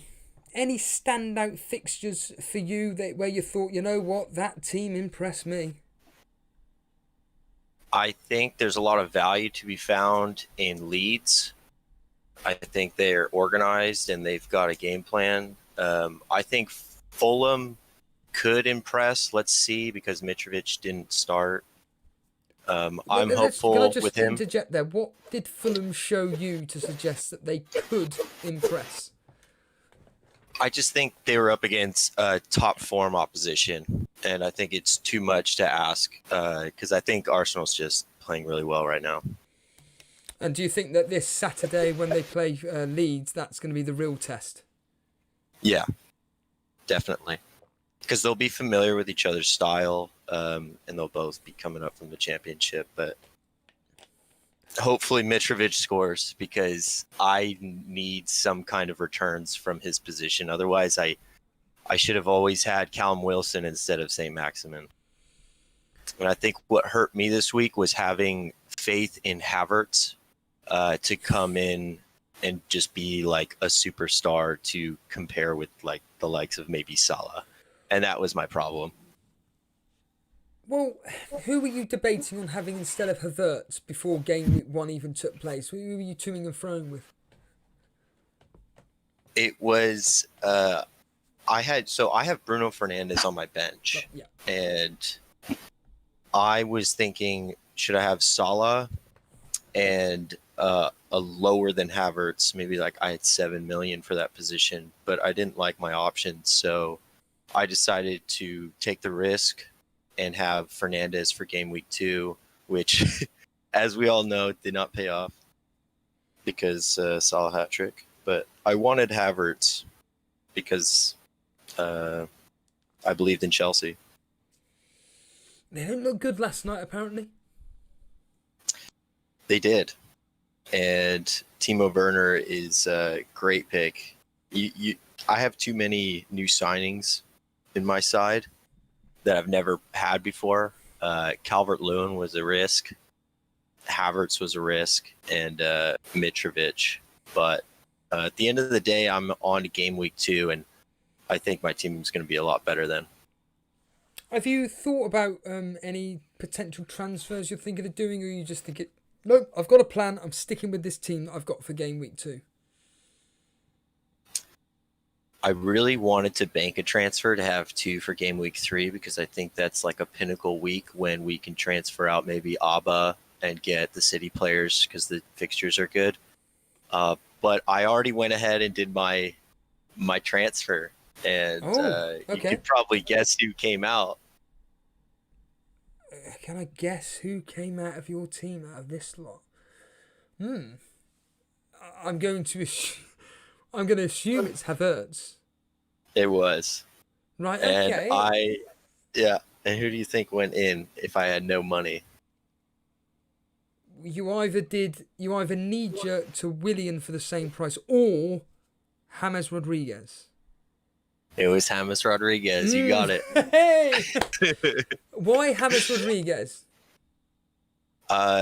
Impressive stats from what I've seen, and he is a superstar. I mean, he's been at Bayern and Real, so I don't think the Premier League's going to be a step up for him at all because he's been training with the best. So he's also under Carlo Ancelotti, who gives him a lot of belief, and I think he won't have a problem with the adaptation. But I mean, Everton, I think, show good value because I can have Calvert-Lewin and James Rodriguez for 14.5, and that hopefully they give returns so that the rest of my team can be better. Thanks to Vince Chapman here. It looks like there's a chance that Bale could be coming to Spurs. Your thoughts on Bale going to Spurs, if you have any? Definitely not going to bring him in initially. I would love to see him come back to the Prem because he was electric in his campaign. And when he left, I can't say I was too sad because I'm an Arsenal fan. So I was pretty happy, but I would love to see him come back. And I think any team that picks him up is going to have a steal. Yeah, me personally, from a selfish point of view, would love to see him at Man United. I think he'd be allowed to express himself and just attack as much as he wants. One final question, Doherty, you happy you picked him or not? I'm not happy I picked him because I think the way to go is probably Trent and a bunch of 4.5s, and for him to be 6 was it hurts when he doesn't return, and then people have 4.0s or 4.5s that get returns. But he did have a really solid chance in the game to score. So he has great fixtures, so I'm not going to panic. And there's other problems in this team that need sorting before him. Yeah, precisely. I'm kind of in the same boat as you. It's great. Actually, we had the same amount of game week points. I'm tied with you in the league. 47. Brilliant. The only thing I'm doing well at is the predictor league, where I'm 5th out of 148. It's great. Cheers, Danish. Amazing. Appreciate it. Yeah, cheers. There's Danish Doughball there. Appreciate him coming on. Really, really do. DZARS. DZRAS. You are in the waiting room? Can you hear me, my friend? Just need to... Yeah, there we are. We do indeed. Hi. Hello. Hi, hello. I'm first time live. Good evening, my friend. Where are you from? From Serbia, mate. Serbia? Yes. Sorry goodness. for my really bad photos. Can you see it? I can see it. Yeah, it's not the greatest, but it doesn't matter. We can persist with it. Oh, Okay, maybe put the Q1 really quickly. It's fine. Mane captain. That's so unlucky. Yeah, I took a risk there. I mean, if I had Salah, it would be even better. But I'm really happy. It's like 81 points without him. It's really good. But I'm also happy I didn't took him. I don't need him. Yeah, you've got is it Justin and James? Yes, it is. You've Yeah. got Vardy, Calvert-Lewin, Aubameyang. Is that Jimenez up top? Yeah, It is Jimenez, Jimenez. Vardy, and Calvert-Lewin. You've had a beautiful game week, haven't you? Yeah, I mean, after the Liverpool game, I was like, oh no, this will be a shit fantasy weekend. Having Salah as captain, having Mane as captain, Salah 3 goals, but yeah, afterwards everything started as should be. I'm really happy with my defense, Newcastle goalkeeper. Nobody from my defense received a goal, so I was really happy in that point. What for you was the most disappointing result of the weekend? Honestly, when it comes to result, I don't see any most disappointing result. Yeah, we've got. I mean, I don't want to rub it in, and I know you know the answer to this, but Tuka is making a very good point here, and it's not nothing on you, it's nothing on me or anything. He's just making the point. Imagine this team with Salah captain; it would have been on 110 points. It's crazy, isn't it? I already imagine it. What made you go with Mane? I mean, honestly, I don't know. Mane for me always looked. I know their Salah take penalties, yeah, but Mane always looked like the guy who wants to score, who can like finish better some chances and stuff like that on the game. I mean, this game also, I watched the game. He had few chances, but he didn't score it. And Salah looked really, really good. Salah looked like he wanted to play football more than ever. Yeah, it's not great for the people that like myself and you that didn't go with Salah. You've got a fan here, Vukasin Popovic is saying it's nice to hear there are also some people from Serbia. I'm assuming he's from Serbia as well. Which player for you in game week 1 that you don't own are you thinking, you know what, I'm tempted to get you in now? Honestly, I'm thinking after the game week 1 to get rid of Alba and Son and get maybe Kevin De Bruyne and Pulisic. Oh, why Pulisic? He didn't play last night. What's your thoughts there? I mean, at the end of the last season, he was the only guy who played in Chelsea, and I think he will want to continue that way. I mean, I also watched the Chelsea game. Werner looked so good all 90 minutes. He was fast and everything, but I'm thinking should I take maybe Werner, but I don't want to change anybody from attack at the moment. Have you just thought about maybe just getting rid of Son and bringing in Pulisic only and keeping Aubameyang for that West Ham game? Yeah, I don't know really. What do you think? I personally think that's possibly the best route. However, okay, I'm stating the blinking obvious that Pulisic actually did really well versus Liverpool, but obviously Liverpool are up next against Chelsea. No, I mean, for sure I will leave both of them for next game week 2. After the game week 2, I thought. Oh, sorry, you mean for game week 3? Yeah, to take my apologies. both chances. Do it. Yeah. Do it. I think they're fantastic transfers. I'm just thinking Kevin De Bruyne or Sterling. I don't know. Everybody's taking KDB. Safety suggests Kevin De Bruyne. If you want to bring in a player who's just scoring for fun at the moment, Sterling. Yeah, that's who I'm probably going to go with, which means he's going to blank. Appreciate the call. Thank you for having me. No, thank you. All the way from Serbia. My God. That's a long, long way. Let's bring in Kieran. Hello, Kieran. You are live on the Elite FPL show with myself, Stevo, just looking over game week 1. Hello. Hello. How are you? I'm all good, my friend. You've had a stormer of a week. And really, apart from the Salah captaincy, Saiss. Yeah, it's been an unbelievable week. My best ever week, actually. What, ever in fantasy football? Yeah, best ever week. No, come off it. I've actually just been working it out. I think I'm in like the top 1%.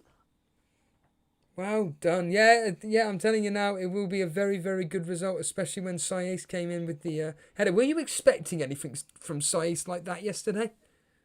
No, actually. I just got it off a friend because he was telling me that the Wolves defenders would get me good points.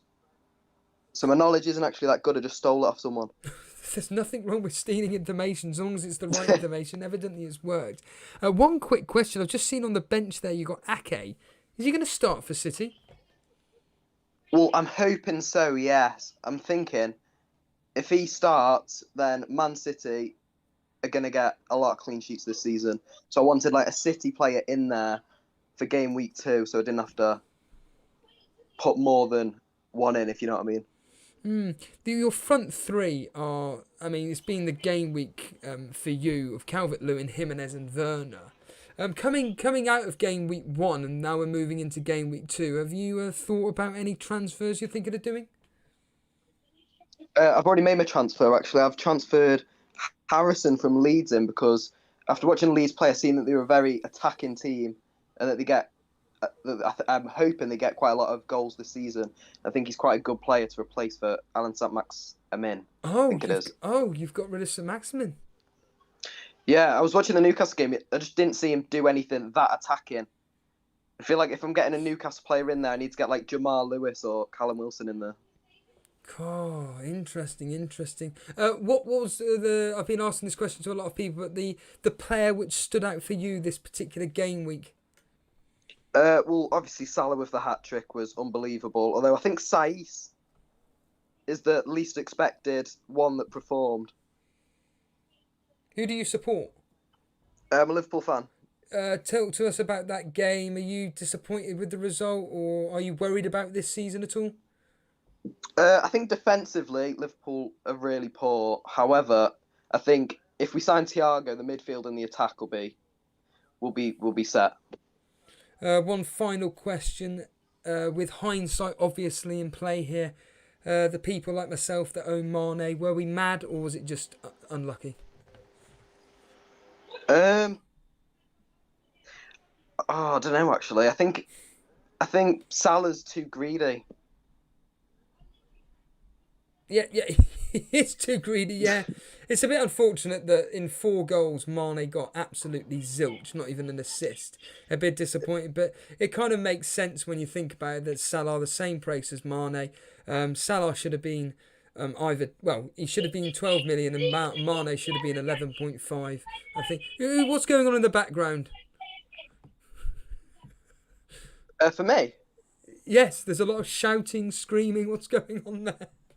Oh, is there? I think it might be my younger brother, actually. I think they're getting into trouble. Kieran, you need to sort them out. Yeah, cheers, dude. Right, yeah. There's Kieran there. Let's just quickly bring on, if I can, Cian, is that how you pronounce your name, or Xian? How do you pronounce your name? Welcome to the Elite FPL Call-in. Xian, are you there? Xian. Nope, he's gone. Let's bring on our favourite guest. It's Lewis. Lewis Kirkby. Good evening. Welcome. Lewis Kirkby. Hello, how are we doing, Steve-O, mate? How are we doing? You need to turn the stream off, my friend. There's a lot of background noise coming on. Is there? Yeah, I was about to say. One sec. I'll try and fix it. It's actually okay now. It's all right. I can't hear anything. Is it better now? Yeah. It's a lot better now. Right. Just before we go into it, 57 points this game week. Just a quick one-word answer. Are you happy with those points? Yes or no? No. Okay. Well, let's bring up your new team. Okay. What have you changed? Because I can see one player sticks out as Martial and the other one Fernandez. Yeah. So -4, which was my original plan all along. So Mane out to Bruno, and then Wilson to Martial, which I've been planning for ages. So I'm going to stick with it, even though Wilson scored. You're sticking with the Aubameyang captaincy, though? Yeah, I think so. West Ham were terrible, absolutely awful. And Aubameyang loves playing at home.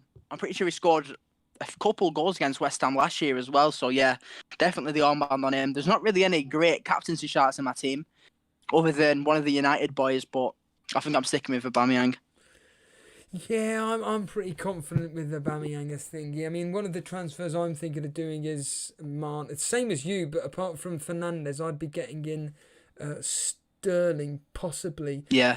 For a -4, but I think I'm probably going to stick with the team at the moment. The game week one's just passed. Any shock results for you? I think the most shocking result is probably Liverpool Leeds. I'm really impressed with how Leeds played. Like, they were absolutely phenomenal. The way they pressed the entire game.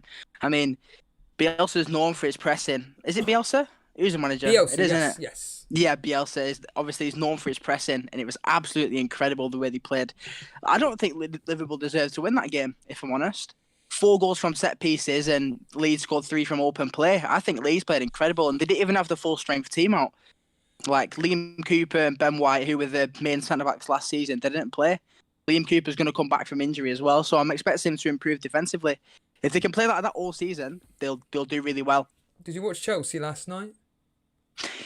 Yeah, I did. It was lackluster, if I'm honest. But I wouldn't take that into account too much because they didn't have the full strength 11 either. No Thiago Silva, no Chilwell, which are obviously 2 of the biggest signings. Pulisic didn't play.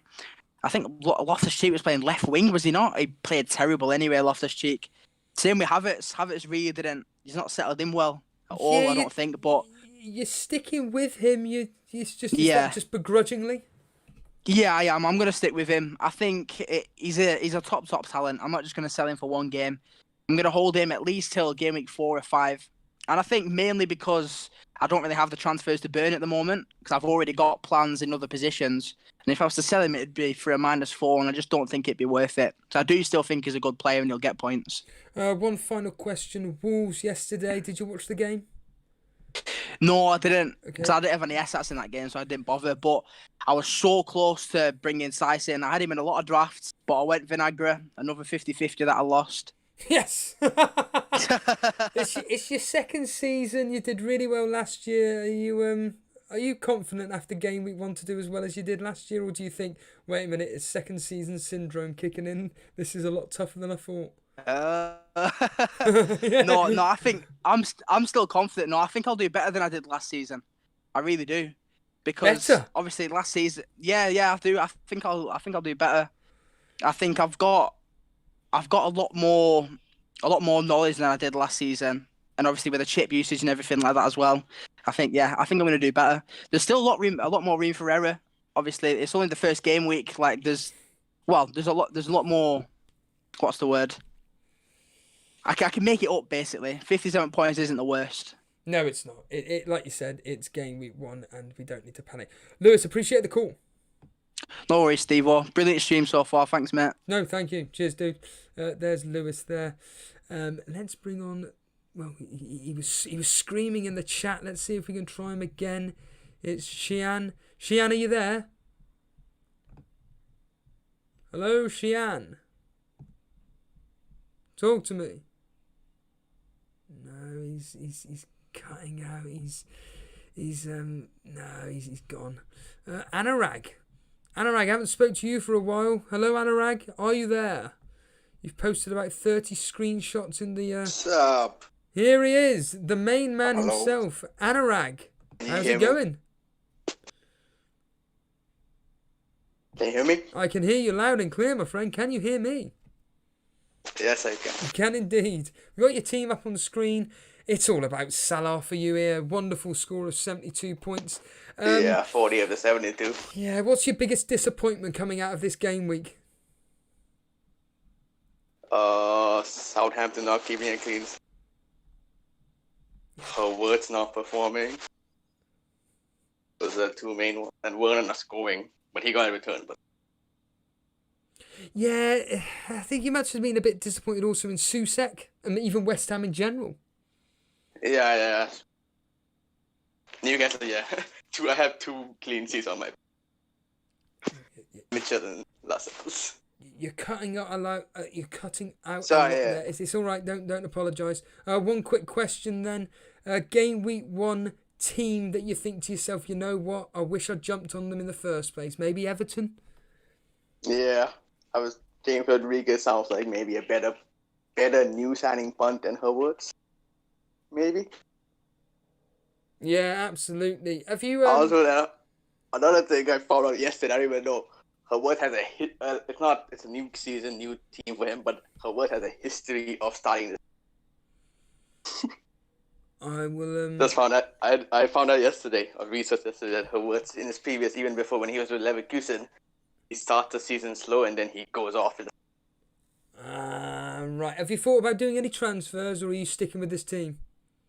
Right now, I'm sticking. Good Whether lad. that changes by Friday or Saturday morning, I don't know.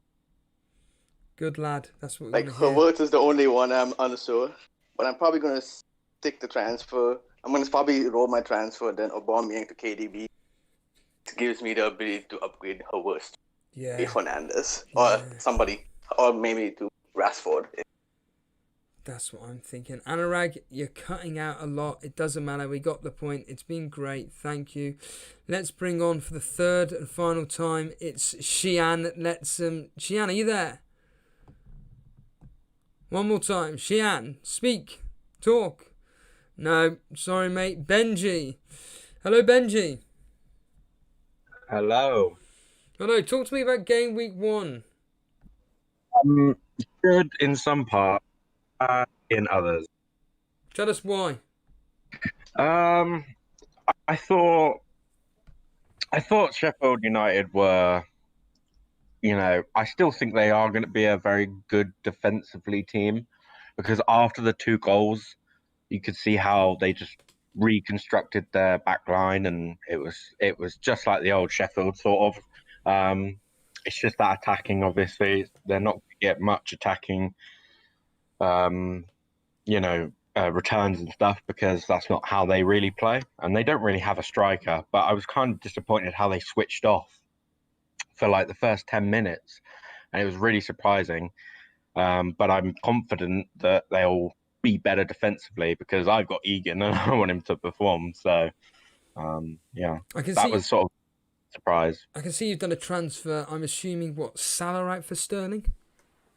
I had Pulisic. Pulisic, right, okay. So Pulisic out for Sterling, I'm assuming. And then game week 3, me and Notorious were talking a lot earlier about transfers and stuff and what our plans were, and I proposed this plan to him about we were talking about flexibility. So I was like, with Aubameyang, I can go down to anybody, right? So I could go down to a Fernandes, I can go down to a De Bruyne. Even if he price rises, I can go down to a Rashford. I'm going to wait for the Crystal Palace game, see who's the best player, and then jump on who I feel on the eye test and stats-wise is the best player. If not, if none of them perform to my expectations, I can just go to a De Bruyne and double up that Man City midfield. And then, of course, I have the money to spend still. I can take a -8, go from Ings to Jimenez and Tierney to someone like Saiss. They've got great fixtures, and they've got some great defensive fixtures and great attacking fixtures, and so why not jump on them when the Arsenal game get worse? You've got a plan with Matt, aka FPL Bench Points, about getting loads of people to wildcard. What's going on here? Oh, well, it's just been like crazy how many people have been wanting to wildcard. It's nuts. I'm on 53 points and I'm as calm as can be. And then you get people with 70, 80 points who want to, wildcard their team. It's mad. Like, why fix something if it ain't broke? And you don't have enough information in one game week to say that this is this and this is this. So, and me and Bench Points were laughing because people were suggesting it. So, basically, he said, let's make a sort of a bet. Let's try and get many people to wildcard. So, yeah, it's been fun. Is it working? I think. Yeah, Matt's got 2 people so far to wild card, and I've almost gotten 1, but I'm not sure if he's gonna do it. But I'm gonna try and get Ramsey he was banging on about maybe wild carding because Jason had popped in the chat and suggested that he might possibly be thinking about it, but I don't think he is. I think he was sort of like throwing some mind games out.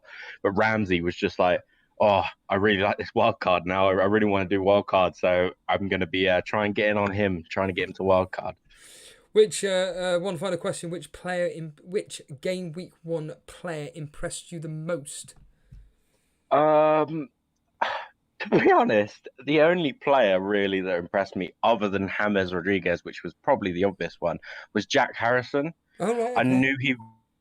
I knew he was a baller because I'm a City fan, so I've watched him at youth level, and I've watched him at New York. So when he went on loan, I was like, okay, great, he's going to get some loan time. I think he went to Middlesbrough. But then when he went to Leeds, I just knew from that moment, Bielsa's just going to turn him into this baller.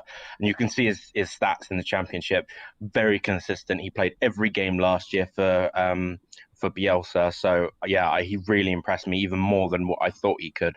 So yeah, he impressed me the most. Very interesting. Benji, appreciate the call. No worries. Wow, Jane, my God, J&O's here. Hello, J&O. Hello, how are you doing? I'm great, but I'm not eating jelly beans. I'm not telling people to you know what. I was so gutted. My tweet auto-corrected stuff, and you read it, and I was like, no, he's right. That doesn't make any sense. Let's oust you, J&O. You bailed it. You went with Salah, but you captained him. You must be overjoyed. So look, I know I came on the show and I was like, I'm considering it, and I'm going to sound like a cop-out now, and you're going to be like, you can always say that. And I'm still considering it. But it's very hard now that he's gone and had that performance. But I just looked at that Leeds game and thought that could be such an open game, and he could do well in it, that if I'm going to keep him in the side, I have to captain him. Everyone else is captain Aubameyang. If he does do a madness against Leeds, I thought Fulham might actually be good defensively. I was wrong there. But fortunately, Aubameyang didn't go and get a hat-trick, and Salah did. But I just thought, yeah, it's Leeds, it's Liverpool at home. Salah's good at home. So I went for it, then it paid off. It paid off big time. So I can't complain. But I still believe if you have Robertson and Trent season long, it can cover Salah's points. But Salah is a captaincy option at home. And you're doubling his points if he does well like he did this week. So yeah, I'm sure. I'm happy. I'm sure you know this. At the end of the day, Salah at home to the poorer teams, just captain him immediately. Your front three, though, mate. Calvert-Lewin, Wilson, Werner, all coming in for you. Calvert-Lewin, especially with that bullet header. Were you impressed by Everton? I was very impressed by Everton. Slightly worried about Calvert-Lewin over Richarlison, purely because Richarlison had more chances.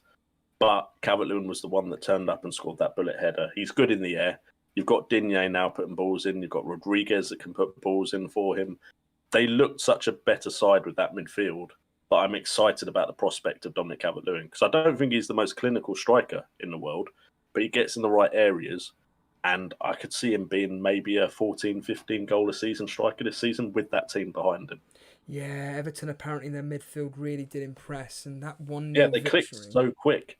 I can't believe how quickly they clicked. Yeah, and that 1-0 victory over Spurs. For you, one of the shock results of the weekend? Spurs. I know Son was in my side, but I never trust Spurs. There's something about Spurs. I'm just, even picking him, I was like, I could just take a risk on Havertz. And of course, Havertz wasn't that great yesterday. But just, I can't get on board with Spurs. They will have games where Son or Kane will score well, but they just are not really a team I can rely upon. If I compare them to, say, Chelsea, Liverpool, even Arsenal now probably more reliable. And then, of course, you've got Liverpool, Man City. It's like, do I really need a Spurs player? Very good friend of the show, Ryan Seashin, is saying, I've wildcarded and I have my thought process behind it. I don't understand why people think it's stupid to wildcard this specific game week. What are your thoughts on people wildcarding now? I mean, they can do whatever they want with their own teams, but for you, what are you thinking? Everyone has an opinion, don't they? Look, we can all sit here and say this is the best plan, that's the best plan, and then it happens, and someone's going to be right at some stage, and other people are going to be wrong. Now, if you can call it right and pick a good Gameweek 1 team and then wildcard, or if you've had a bad Gameweek 1 and you wildcard into a good team, it's of course going to be of benefit to you. There's never a wrong time to wildcard. It's about when you need to wildcard. If he really is looking at his team and thinking there's no 2-3 game week plan for me to get out of this quick enough that I don't fall behind people, then why wouldn't he wildcard? So why has everyone got to be so strict about what time they should wildcard? Wildcard when it's right for you. Like, I never get this. Oh, you should save it for now. You should do this. You should do that. Well, if he picked, say, St. Maximin, Stuart Armstrong that didn't start, and like name all these players that Mitrovic didn't start. If he looked at his team and went, "This is terrible," of course it's right time to wildcard. I completely in complete agreement with you. Leland Edwards is making the point about Spurs at the moment. He's in dreamland right now. Bale and this other player from Real Madrid could be coming close to Spurs. How excited would you be if Bale was to come to Spurs? I'd be more excited if he went Man U. Yeah, I said yeah. Yeah.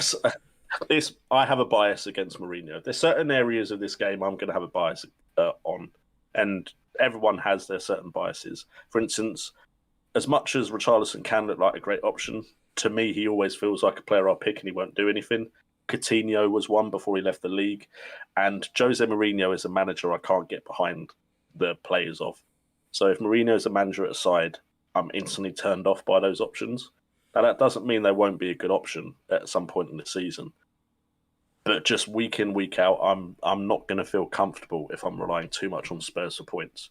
So in that Everton Spurs game, I wasn't too bothered what Son did because I was pretty confident that I'd had a good game week already. And then, of course, Dominic Calvert-Lewin scored, which made it even better. But yeah, I just can't get on board with Spurs players. Now, yesterday, I specifically checked because Jeff Holt reminded me that I needed to add myself in it, but it's the Content Providers League. You were top yesterday, not anymore because Jason.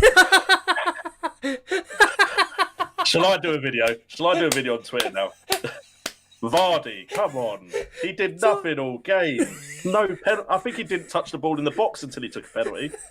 Talk to me, because like we can all have a joke about it, and it's true. It's just quite extraordinary, the luck that like that to happen.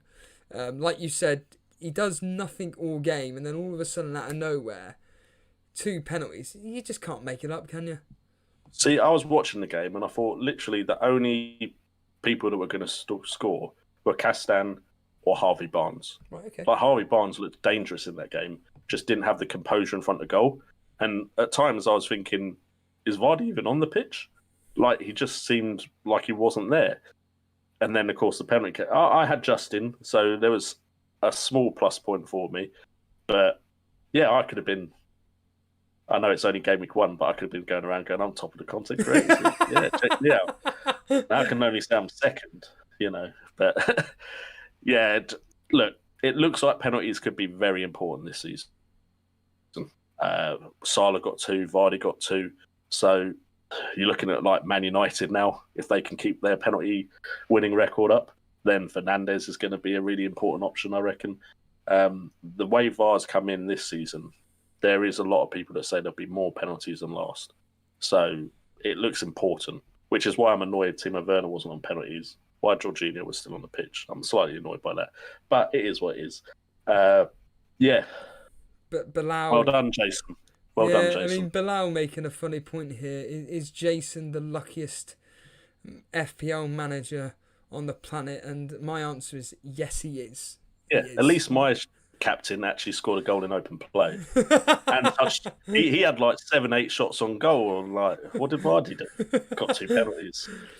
Just one quick final question, JNO. Are you panicking about transfers, or it's like, nope, I'm sticking with this team, or have you already decided what you're going to be doing next? See, the plan was Salah to Bruno. It's really hard to do that when he scored 3 goals. But like, The thing is, I don't plan on captaining Salah until Saturday night game week 6, 7. And I still do believe that Salah isn't essential. I just thought in that game, he's a very good captaincy shout. And of course, the Man City and Man United boys were blanking. So at the end of the day, I thought I might as well have him for game week 1 because it's a fixture that he could do really well in. So hopefully, if I come on next week, I would have stuck to my guns this time and Salah will be out. And I'll be going, I'll probably go Aubameyang for captain, to be fair. But hopefully I'll be looking at Salah having done nothing in game week 2. And then I'll be like, cool, I got off right at the right time. I'll bring him back in when he's got the fixtures, captain him again. Yeah. Jano, an absolute pleasure. No problem, mate. Thought I'd quickly pop on. Thanks for having me on. That's J&O in the know. Go check him out on YouTube. FPL Today. Lovely lad. Absolute lovely lad. And just for my own sanity, talking of the Content Providers League, this makes me feel a bit better. So, I'm 52nd out of, how many is it? 60 odd? 62. So, I'm 10 places ahead of Planet FPL's James, ahead of Luke, aka Disable of Fantasy Scout, Andrew Martin I'm ahead of, Ben Dinnery, Davey FPL, I'm ahead of you. Oh, fantastic. Temi from FPL Strategy, James Grant, Lee Seng Kivi, David Wardale, and Jeffrey Holt, the main man himself that created this league, and he's a bloody good player as well. In fact, what I'm going to do deliberately is look at his game week history, because I believe he's very good at this game. Yeah, he is. Oh, he's got a bit of a pattern, though. A bit of a pattern. Look at that. Oh, he's good. 3,000th there. 7,000th. Ooh, Jeffrey. Lovely, lovely, lovely. That makes me feel a bit... But Jason's top of it.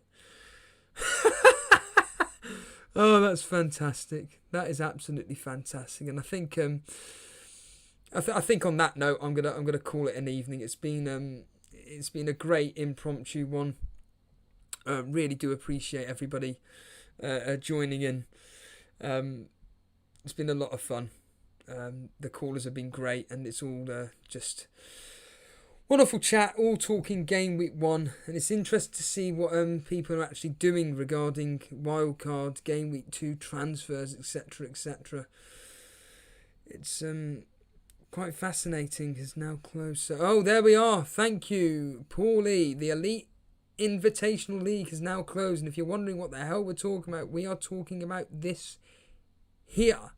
It was an exclusive, well, not an exclusive, but it was an invitational league in which you went to the website elitefpl.com, and if you're interested in joining in, where is it here? Here it is here. You would have been part of this crew, and who's top of it? Someone called Peter Sulian. Blimey, Paul Lee, you're second. Paul Lee is second in that. Talking to Ryan Seashan, he's third, joint third with Jason. Let's have a look at Peter's team. How do you pronounce his name? Peter Scullion from America. 91 points. Captain Salah, of course. 3-4-3 had Vardy in his team. Very nice indeed. He's top of the Invitational League, and now it's closed. I wonder how many people went into that in the end. Do we know how many people went into the Invitational League? Let's just quickly find out, because I don't have a clue myself. Blimey, that is a lot. We were expecting. How many people's there? So there's one more person coming in. Raffaele. Oh my goodness. Oh, Firetog, you're bottom. Oh wait, I can't laugh. Not allowed to laugh at people's misfortune. Let's have a look at Firetog right at the bottom. I know he went with a 5-man midfield, didn't he? Or back 5. Or did someone didn't play? 4-3-3 in the end. Yeah. God. Kane captain. Ouch. Ouch. So 79 people are part of this league.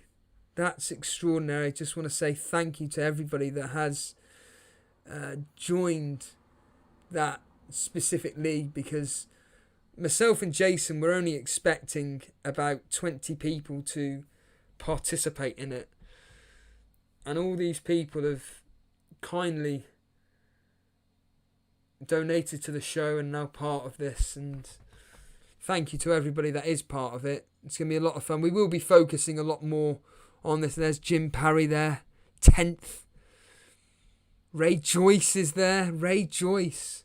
How's it going, Steve-O?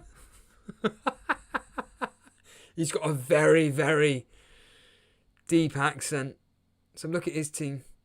Digne, the big scorer there. He's got Foden coming on in game week 2. He always does well, Ray Joyce. Always does well. Very good player. All the way from New Zealand. Very good guy indeed. Occasionally we'll come onto the morning shows, the breakfast shows. And yeah, like I say, we are going to try and focus a bit more on this. Who else is in the top 10? Who else is there? You've got FPL Bear. Luke Jones is there. Ian Anderson, Charlie's there. John Harris has started off well. There's Coolio 2-foots. The Cape FPL's there. 22nd. Is that Simeon Batchelor? I think it was. Was that Simeon Batchelor? Yes, it is. There he is. There's Simeon Batchelor. He must have captained Salah the way he goes on about him. Got to have. Doesn't even own him.